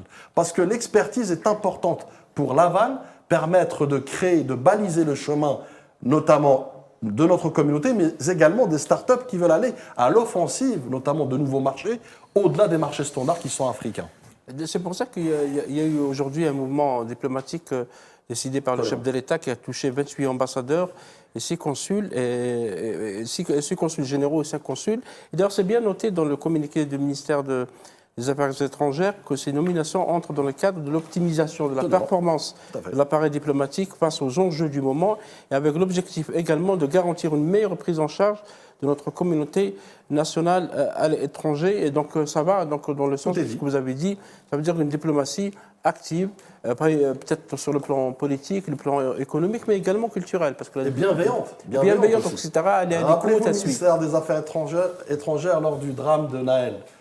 C'était pour la première fois qu'il y a un communiqué officiel de notre ministère des Affaires étrangères, sous l'égide bien sûr du président de la République, qui défendait l'intérêt de notre communauté là où elle se trouve. Que son bien-être est un point focal, est une condition sine qua non notamment pour notre diplomatie. Très bien. Si je peux juste ajouter par rapport au rôle de notre réseau diplomatique et consulaire, il y a un projet, j'espère qu'il va vite se concrétiser, entre, encore une fois, le ministère de l'économie de la connaissance, des startups et des micro-entreprises, et également le ministère des Affaires étrangères, sous couvert du secrétaire d'État chargé de notre communauté à l'étranger, d'une plateforme, de mettre en place une plateforme pour que toutes nos compétences à l'étranger puissent s'inscrire concrètement sur des projets. Pour que, de ce côté-ci, en Algérie, lorsqu'on a besoin de certaines compétences, parce qu'il y a un gap, pour que ce soit répertorié, ou lorsqu'on veut, exactement, ça soit répertorié, et qu'on doit utiliser les technologies d'aujourd'hui. On n'a pas besoin que les gens viennent ici physiquement. On a cette chance aujourd'hui. Imaginez le monde sans WhatsApp, juste pour parler concrètement. Imaginez le monde d'avant. Ouais. Aujourd'hui, nous avons des outils. La personne n'a pas besoin d'être présente en Algérie pour contribuer. Elle peut contribuer à distance. Donc, si on met en place cette plateforme, et je sais que le projet existe, il faut le mettre en œuvre, on va pouvoir concrètement, dans chaque pays ou dans chaque ville, peut-être on peut le faire ville par ville, mobiliser, fédérer ces compétences pour que du côté national ici en Algérie, On peut avoir accès, un organisme, quel qu'il soit, ou une entreprise, recherche une compétence très pointue dans tel domaine, elle a accès à la plateforme et tout de suite, elle peut en bénéficier. Sidi Abdallah, excuse-moi, hein. Sidi Abdallah, en 2014, c'était quoi? C'était un terrain nu. Il n'y avait rien à Sidi Abdallah. Oui. Maintenant, c'est quoi Sidi Abdallah? C'est Une nouvelle ville. une nouvelle ville avec pôle. toutes les commodités. Et avec une vision. Une smart Avec city. toutes les commodités, ça veut dire des commodités, infrastructures hospitalières, infrastructures médicales, infrastructures routières, infrastructures économiques, des mairies, des écoles, des commerces en voiture, en voilà, et des pôles. Et ces pôles-là, je suis désolé de le dire, et tu l'as si bien dit juste avant, ce n'est pas assez valorisé. On ne communique pas assez. Sidi Abdallah, il y a 10 ans, c'était le néant. Non mais s'il vous plaît, il faut valoriser le travail qui a été fait en un temps record, d'une ville qui a été créée à partir de rien, où des moyens considérables ont été mis en place, considérables, pour justement sortir une ville du futur avec tout ce que ça veut comprendre, du sol, pour justement développer l'Algérie nouvelle. Et ça, malheureusement, on a un manque criant de communication pour ne pas mettre ça en avant, pour dire attention, voilà ce que l'Algérie est capable de faire en un temps record. Regardez les pôles que nous avons créés dans cette ville-là, voilà comment nous allons faire et voilà comment va devenir l'Algérie nouvelle. Maintenant, la ville de Sidi Abdallah a été faite, il faut communiquer sur Sidi Abdallah. Parce que c'est un joyau, aujourd'hui, Sidi Abdallah est un joyau de la nouvelle Algérie. Et il faut justement qu'on se base dessus pour en faire partout, dans le sud, dans l'est, dans l'ouest, au milieu du pays, mais il faut en faire partout. Il ne faut pas que ça s'arrête qu'à Sidi Abdallah. On est capable de le faire, on l'a fait. Maintenant, il faut reproduire ça un peu partout dans le pays. Alors ça tombe bien, on est à la télévision, et le rôle de la télévision, c'est justement de communiquer. Donc peut-être c'est aussi le rôle d'AL24 d'aller à Sidi Abdallah et de mettre en avant ces réalisations. Et je partage avec toi tout à fait ce que tu es en train de dire, et il est évident que c'est un manque de communication qui doit nous être imputé, parce qu'on n'en parle pas assez. Mais quand moi je vois des génies de l'Acabie dont tu me dis avec 5 pôles dans la même école par rapport à toutes les structures différentes, eh ben je te le dis, je suis fier d'appartenir à ce pays, je suis fier d'appartenir à ce peuple, et je suis fier d'avoir des compatriotes qui sont des génies dans leur domaine. Mais peut-être qu'il faudrait leur donner la parole à ces génies. Exactement. Peut-être qu'il faudrait leur demander comment eux, ils voient l'Algérie dans quelques années, ce qu'eux, ils prévoient pour ce pays, justement. Et justement, pour parler d'une école que je connais bien, qui est l'école l'ENSIA, l'école d'intelligence artificielle, attention, hein, ce n'est pas juste une école qui forme des ingénieurs. Il y a aussi un incubateur. Ils ont déjà un certain nombre de projets innovants qui ont été labellisés, des startups qui sont en train d'être créées. Donc, ce n'est pas juste former des ingénieurs, c'est aussi contribuer à l'écosystème des startups. Et au-delà de cette école, et au-delà du pôle, moi, je pense qu'il faut aller à travers l'Algérie. Il faut qu'on donne de la visibilité à l'écosystème. Si on parle des startups, mais on peut élargir ça, bien sûr, aux autres entreprises. Il faut aller à Ouergla, il faut aller à Khenchla, il faut aller à Tamanrasset, il faut aller dans tous les centres universitaires. Mais ça, c'est avec une volonté politique. Tout à fait. Et on a la chance, et il faut savoir le dire. Quand ça va pas, on est les premiers à ouvrir la bouche. Tout le monde, on se connaît entre nous, on est tous des Algériens et des Algériens. On est les premiers à critiquer. On adore critiquer. Mais quand ça, non mais c'est vrai ou c'est pas vrai. On adore critiquer, que ça soit ce qu'on mange ou là ce qu'on regarde à la télé ou là ce qu'on conduit, on adore critiquer. Mais là, il faut savoir dire. La vérité, c'est que Sidi Abdallah a été fait en un temps record et qu'on est possible de le faire et de le reproduire partout. Pourquoi ? Parce que tu as une volonté politique derrière. Et que la volonté politique, c'est le démarreur du projet, de la réussite du projet. Par contre, moi, ce que je reproche, c'est qu'on fait des montagnes de pubs pour des choses qui sont, c'est vrai, intéressantes, c'est vrai, mais on ne met pas assez en valeur, on ne valorise pas assez la sorte de la... Parce qu'il faut savoir se dire les choses. Sidi Abdallah, on veut en faire une sorte de Silicon Valley de l'Afrique. Pourquoi pas ? Ben, il faut justement développer et marteler et se donner les moyens de communiquer sur qu'est-ce qui est devenu Sidi Abdallah et en combien de temps ça a été fait. Alors, combien de temps ça a été fait de communiquer, sinon encore une fois je vais me faire taper sur les doigts. En parlant d'entrepreneuriat, tout à l'heure on disait qu'il y a une révolution qui a eu lieu il y a quelques années. Il y a quelques années, on aurait été là, personne n'aurait même compris ce qu'était le mot start-up. Ouais. On est d'accord ? Je suis d'accord. On est d'accord là-dessus. Moi le premier, hein. Alors, je te le dis. Moi, donc le changement, il est au niveau de l'état d'esprit. Il n'est pas seulement au niveau économique.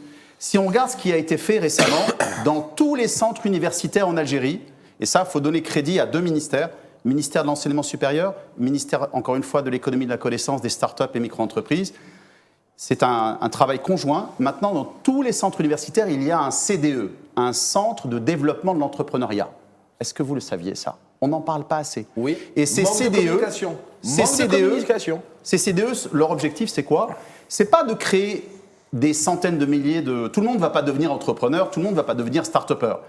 Mais imaginez que si chaque universitaire algérien, à un minimum, on lui plante une petite graine d'entrepreneurial, son état d'esprit, son mindset va changer. Donc même quand il va arriver sur le marché du travail, même s'il devient fonctionnaire, il aura un minimum de mindset, d'état d'esprit entrepreneurial.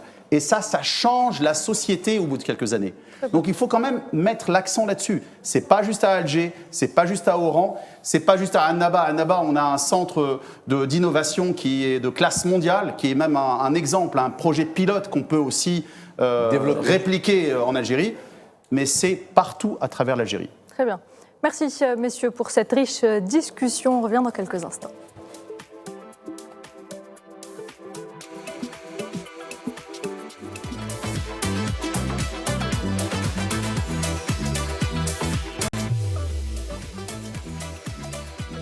Hebdo Show se poursuit pour une dernière partie. Et pour cette dernière partie, Nariman Zekar nous a rejoint autour de la table. Bonsoir Nariman. Bonsoir Nouhed, bonsoir à tous. Avant de vous donner la parole, Nariman, vous allez donc nous parler. Vous nous apportez plutôt plein de bonnes nouvelles pour cette fin d'année, avec beaucoup de cadeaux et également, on en parle dans quelques instants. Mehdi a quelque chose à dire. Oui, juste pour vous préciser quelque chose. En 2019, 200 startups. Aujourd'hui, 9000.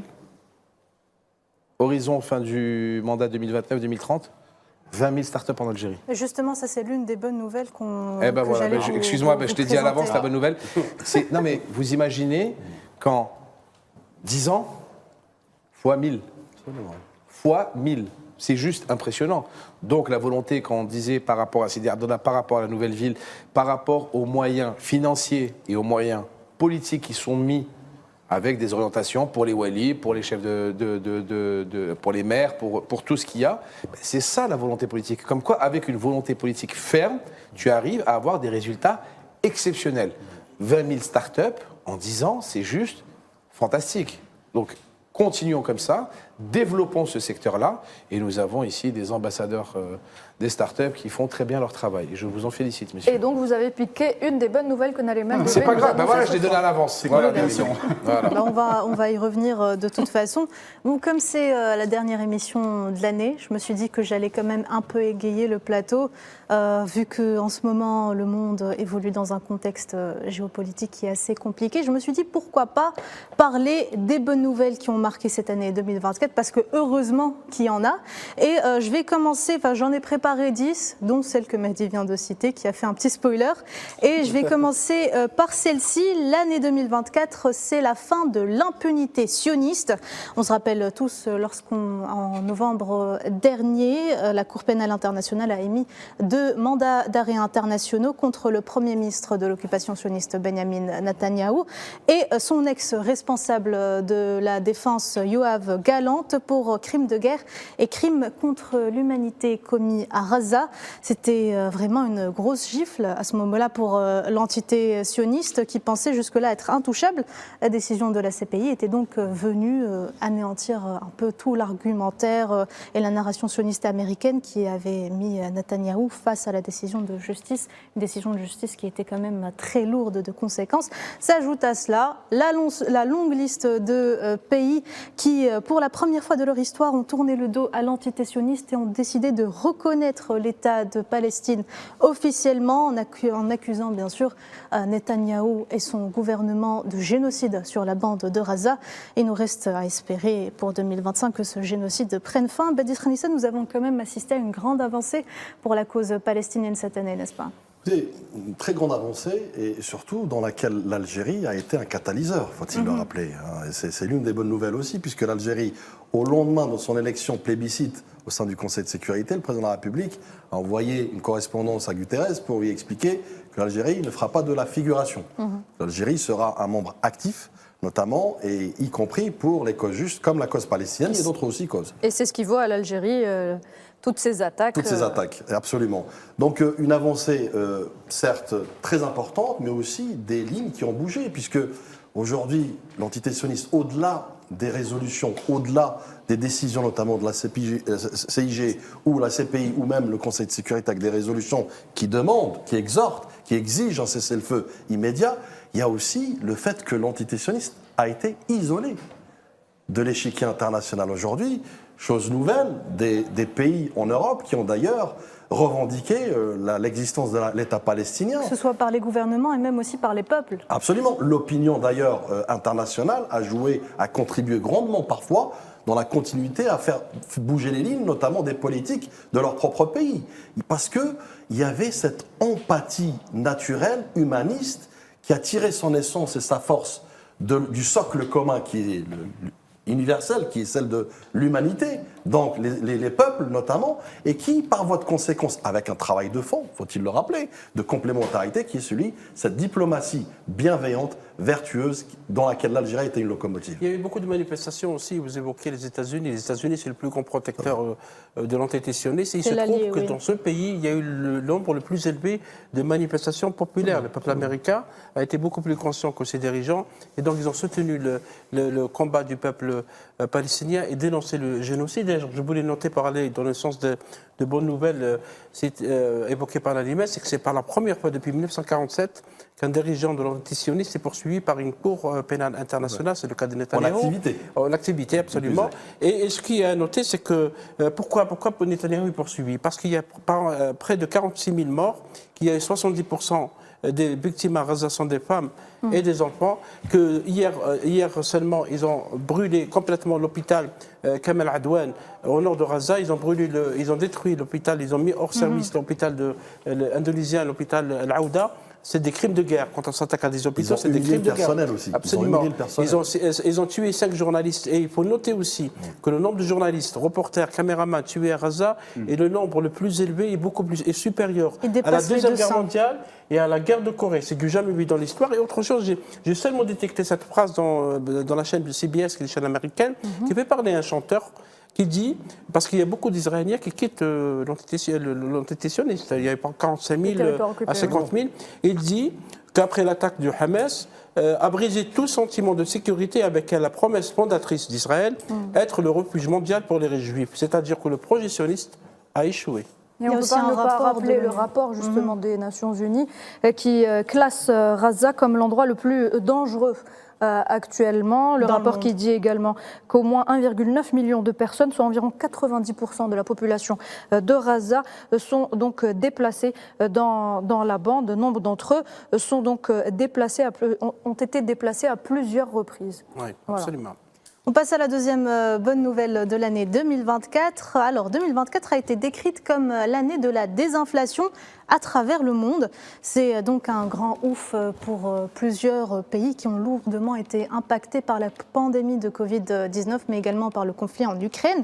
Et puis d'un autre côté, on en parlait tout à l'heure avec vous, Faisal Matawi, c'est la croissance de l'économie américaine qui a déjoué tous les pronostics cette année, avec 3% de croissance contre le tiers de ce chiffre en Europe. C'est donc une spirale qui est plutôt positive et dans laquelle tout le monde deviendrait un peu plus riche. Absolument, peut-être. Hein, peut-être. 3% pour les États-Unis, c'est vrai que les États-Unis... On va enchaîner avec l'Algérie, il faut arrêter avec les spoilers, mais dire ça. On va enchaîner avec l'Algérie. Alors cette année, on a aussi beaucoup entendu parler de l'IA, de l'intelligence artificielle. On a un expert avec nous.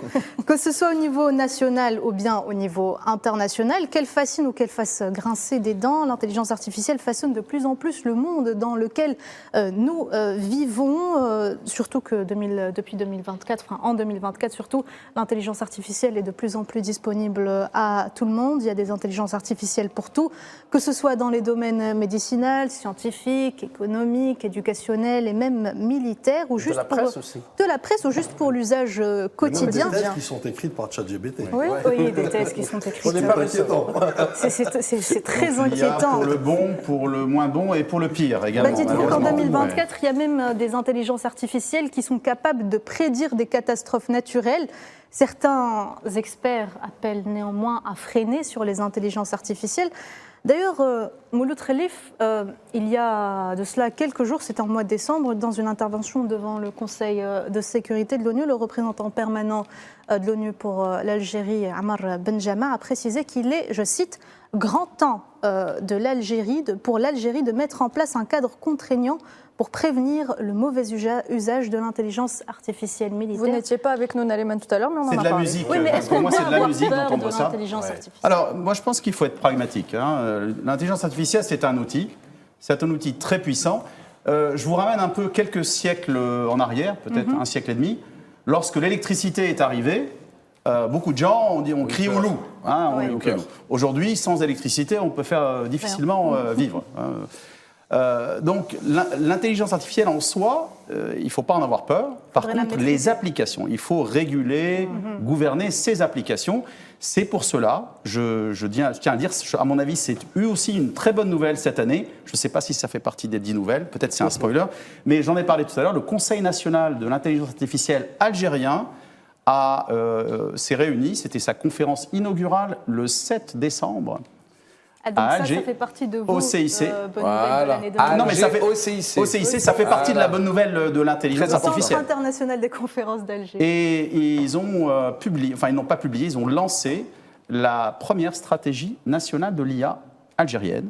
Et nous sommes, je pense, en Afrique, seulement le 4e ou 5e pays africain à avoir une stratégie nationale de l'IA. Donc je pense que c'est quand même une très très bonne nouvelle.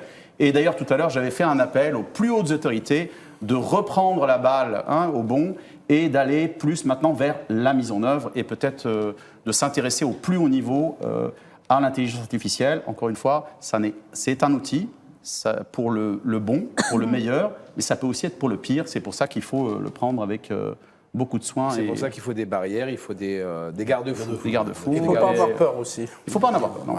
Très bien, on enchaîne. Alors, en parlant de l'ambassadeur Ammar Benjama, l'année 2024 a également été l'année du redéploiement diplomatique de l'Algérie sur la scène internationale, notamment avec la première année de son mandat en tant que membre non permanent du Conseil de sécurité, mais également par le fait que la diplomatie algérienne a joué cette année un rôle central au service des causes justes. Je parle là de la cause palestinienne, de la cause sahraoui, mais également du rôle prépondérant d'Alger dans le continent africain en tant que locomotive, n'est-ce pas, Badis Khanissa? Tout à fait. D'ailleurs, l'Algérie, au-delà de son marathon diplomatique qu'elle a mené depuis maintenant, son élection plébiscite, elle s'est hissée aussi sur le sommet de la diplomatie mondiale. Elle est devenue une référence. N'oublions pas que la diplomatie algérienne, elle date pas d'hier. La diplomatie algérienne tire ses racines justement de l'ADN vertueux, bienveillant. Et c'est ce qui fait sa force, d'ailleurs, et ce qui fait aussi sa légitimité sur l'agora mondiale. Et c'est pourquoi elle est écoutée.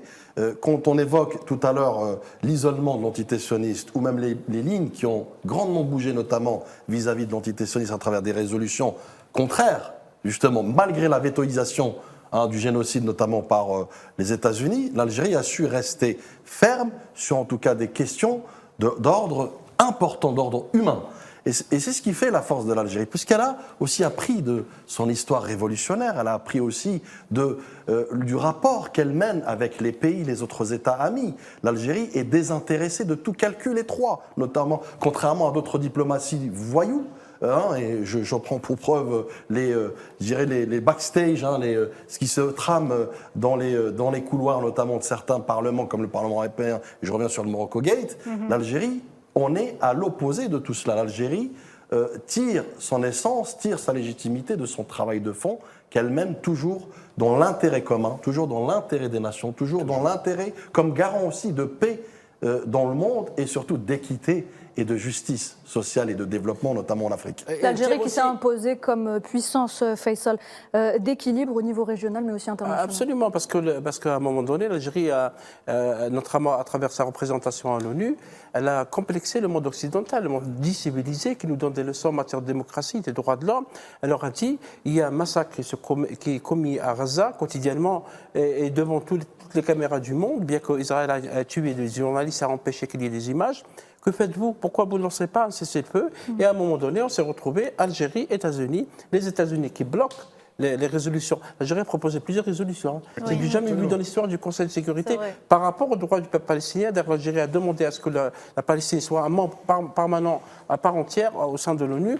Et on a retrouvé les États-Unis qui continuent donc de protéger Israël. Au-delà de ça, il y a un grand redéploiement de la diplomatie algérienne en Afrique. Il y a beaucoup de ministres, notamment M. Attaf, ministre des Affaires étrangères, et M. Mouziane, ministre de la Communication, qui était au Sénégal, d'autres ministres qui se déploient, parce que l'Algérie est en train de travailler actuellement d'abord pour la réforme du Conseil de sécurité, ensuite pour avoir 2 membres permanents représentant l'Afrique au sein du Conseil de sécurité de l'ONU. Pourquoi pas l'Algérie? Donc c'est vraiment une réussite pour la diplomatie algérienne. Ça, c'est sur le volet diplomatique. Sur le volet économique, pour revenir au spoiler de Mehdi Razzar, l'Algérie a été classée 2e meilleure croissance économique dans la région MENA en 2024 selon le FMI. On parle de 3,8% de croissance, surpassant ainsi des grandes économies telles que l'Égypte, le Koweït ou encore l'Arabie Saoudite. Une performance qui a marqué une distinction notable cette année pour notre pays qui continue de se consolider, Faisal, comme un acteur majeur dans la région. 3,9% de croissance. Moi, j'ai le chiffre Parce du que tu as vu, le FMI. 0,1, c'est ce que espèrent certains pays d'Europe actuellement. Tu vois ce que je veux dire? Donc nous, c'est 3,9% de croissance. Parfois, c'est moins 0,1. Parfois, c'est moins 0,1. Donc on est dans un état,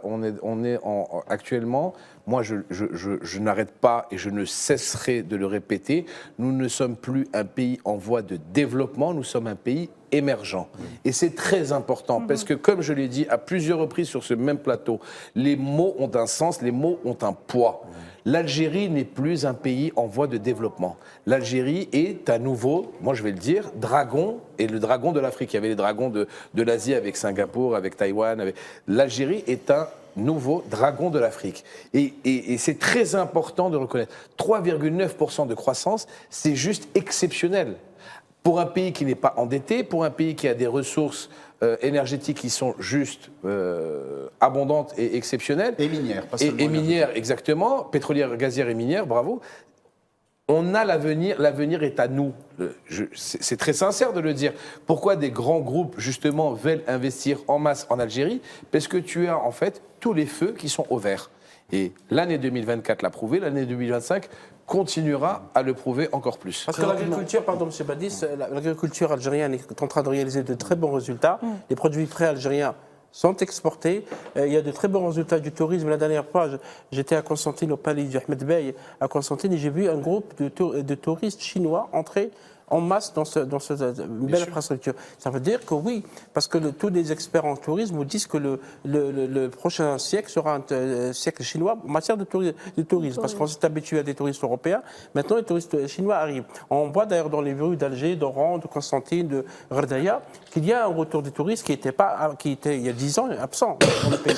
Donc il y a le secteur du touristique, le secteur des services, on parlait des startups, le secteur de l'agriculture qui donne des bons résultats, les exportations qui sont devenues hors hydrocarbures qui sont devenus importants. Donc cette croissance, elle était bien expliquée. Sans oublier que toutes ces perspectives économiques avaient été annoncées par le président de la République lors de son premier mandat. Absolument, parce qu'il y a des perspectives. Et là, ce qui a été annoncé est en train d'appliquer. Contrairement à ce que disait M. Khalifa disait une croissance à 0,1% pour certains pays européens qui croulent selon le déficit.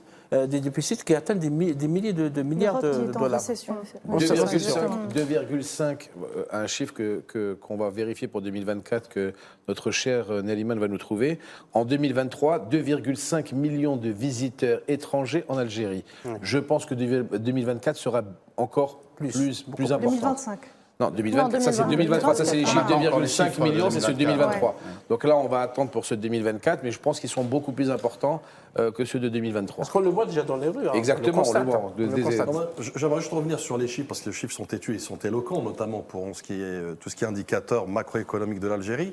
Et ça, c'est destiné aux mauvaises langues, pour dire que ces indicateurs émanent d'institutions comme le FMI, comme la Banque mondiale, qui sont avares, souvent avares, notamment en matière de commentaires positifs, y compris pour les pays africains et plus particulièrement en Algérie. Vu le pognon qu'ils nous doivent, ils devraient être plus élogieux. Moi, à mon humble avis, ça n'engage que moi-même, vu le pognon qu'on prête, l'argent qu'on prête au FMI, je pense qu'ils devraient être beaucoup plus élogieux qu'ils le sont actuellement. Parce qu'ils nous doivent beaucoup actuellement. Il n'y a pas beaucoup de pays qui prêtent au FMI. Et qui n'ont jamais été tendres avec l'Algérie. Ils n'ont jamais été tendres et ils nous ont tourné le dos. Ils nous ont tourné le dos pendant la décennie noire, il ne faut pas l'oublier, avec des taux d'intérêt qui étaient juste sidérants à l'époque. Et je reviens juste sur l'inversement de la tendance. Quand tu parlais tout à l'heure de l'Algérie, qui est un pays développé, émergent. 2 points importants, rapidement. Premier point, l'Algérie et sa participation dans la banque du BRICS. C'est très important de le souligner. Oui. Et deuxième point, l'Algérie et sa participation dans la banque d'investissement, notamment en Afrique, 1,5 milliard. C'est très important de le dire, c'est que l'Algérie est devenue un levier, un catalyseur, un vecteur de développement. Moi, je vais aller plus loin. L'Algérie est devenue un investisseur économique mondial. Celui qui a besoin de flux financiers importants vient toquer à la porte de l'Algérie. On enchaîne sur votre deuxième spoiler, Mehdi. 2024, c'est aussi l'année Oui, vous n'avez fait que des spoilers ce soir. C'est l'année du boom des start-up.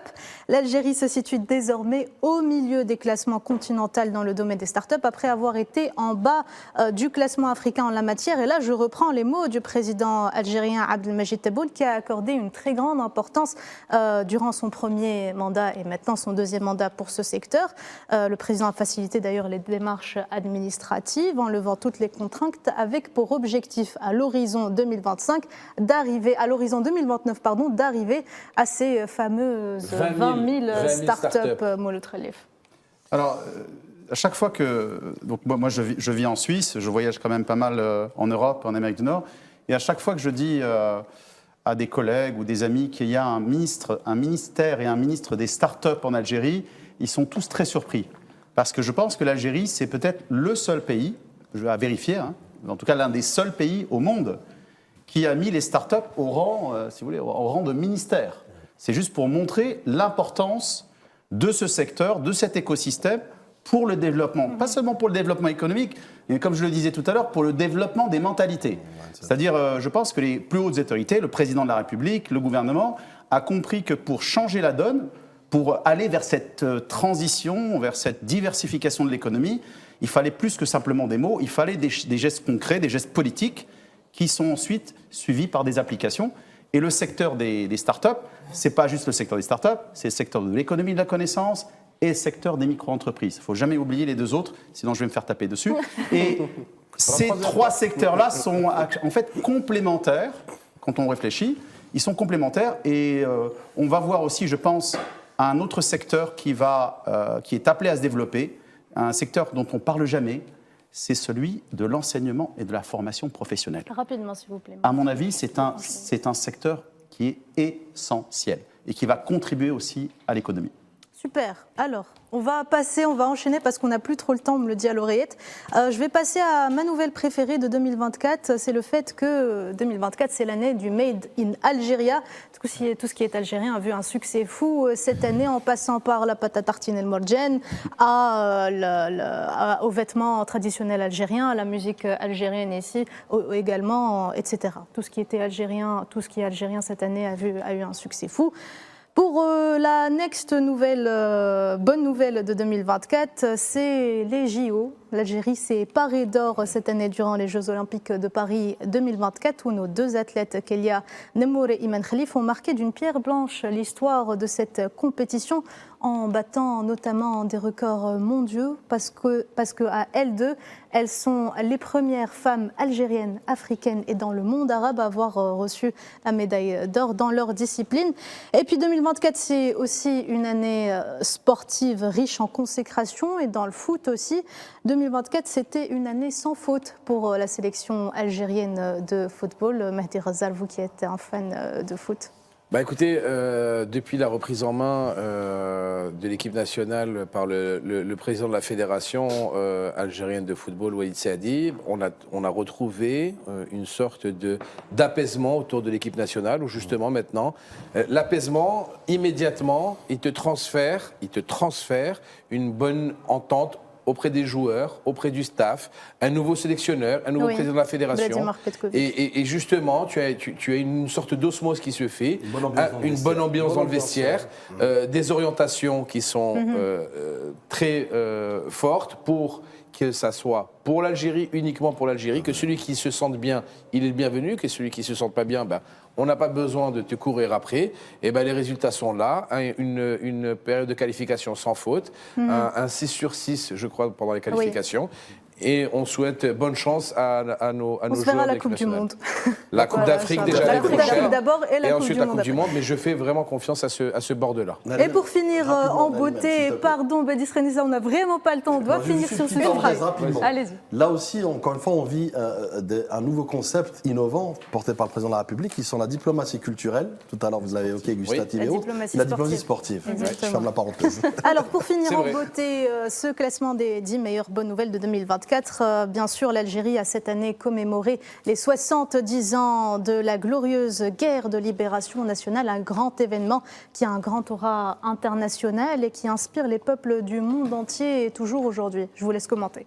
Oui, absolument, c'est le 70e anniversaire qui se poursuivra à Nériman durant toute l'année jusqu'au novembre 2025. Et parce qu'il faut célébrer cette révolution, il y a un souffle qui souffle sur le monde anticolonial et l'Algérie est le porte-flambeau donc, de la lutte contre le colonialisme parce qu'elle a subi dans sa chair et donc elle devient un modèle pour le centre de l'humanité qui lutte contre les colonialismes, comme c'est le cas pour Sahara occidental et Arras. Il nous reste un peu plus d'une minute, donc on fait un tour Confidence de pour table. confidence, j'ai eu l'honneur et le privilège d'être présent aux premières loges pendant ce défilé aux côtés de mon père, qui est un ancien moujahid. Sachez, j'en ai la chair de poule juste à en parler, sachez déjà l'émotion de mon père quand il a vu les jeunes dans les tenues traditionnelles de l'époque défiler. Ouais. Sachez l'émotion de tous les moujaheds qui étaient présents et de toutes les voilà, ils sont là, voilà, de toutes les familles de Chouhada qui étaient présents par rapport à cet anniversaire. Sachez toute l'émotion que tout le monde a eue quand on a vu l'imposant défilé de notre armée nationale populaire et surtout la fierté qu'on avait d'appartenir à ce grand pays et d'avoir une si belle armée. Voilà. Bon, très rapidement, l'ANP, l'Armée nationale populaire, digne héritière de l'ALN, donc l'Armée de libération nationale, qui tire son essence du peuple, puisque dans l'ANP, vous avez le peuple. Et on a su démontrer qu'il y avait une symbiose entre le peuple et son armée et ses institutions et ses corps de sécurité, ce qui augure de bonnes choses, notamment en matière d'immunisation de notre patrie. Moi, ça me fait penser à la complémentarité entre justement notre communauté nationale à l'étranger et la communauté nationale ici en Algérie, à la fois pour l'aspect de notre glorieuse révolution, mais également pour le sport, puisqu'on a parlé des JO. Voilà. Très bien, merci à vous tous d'avoir été présents ce soir, mesdames et messieurs. Merci de nous rester fidèles. Il ne nous reste plus qu'à vous souhaiter une très bonne année. Neriman a de l'avance. Voilà, elle m'a spoilé. Très bonne année à vous tous et à très bientôt.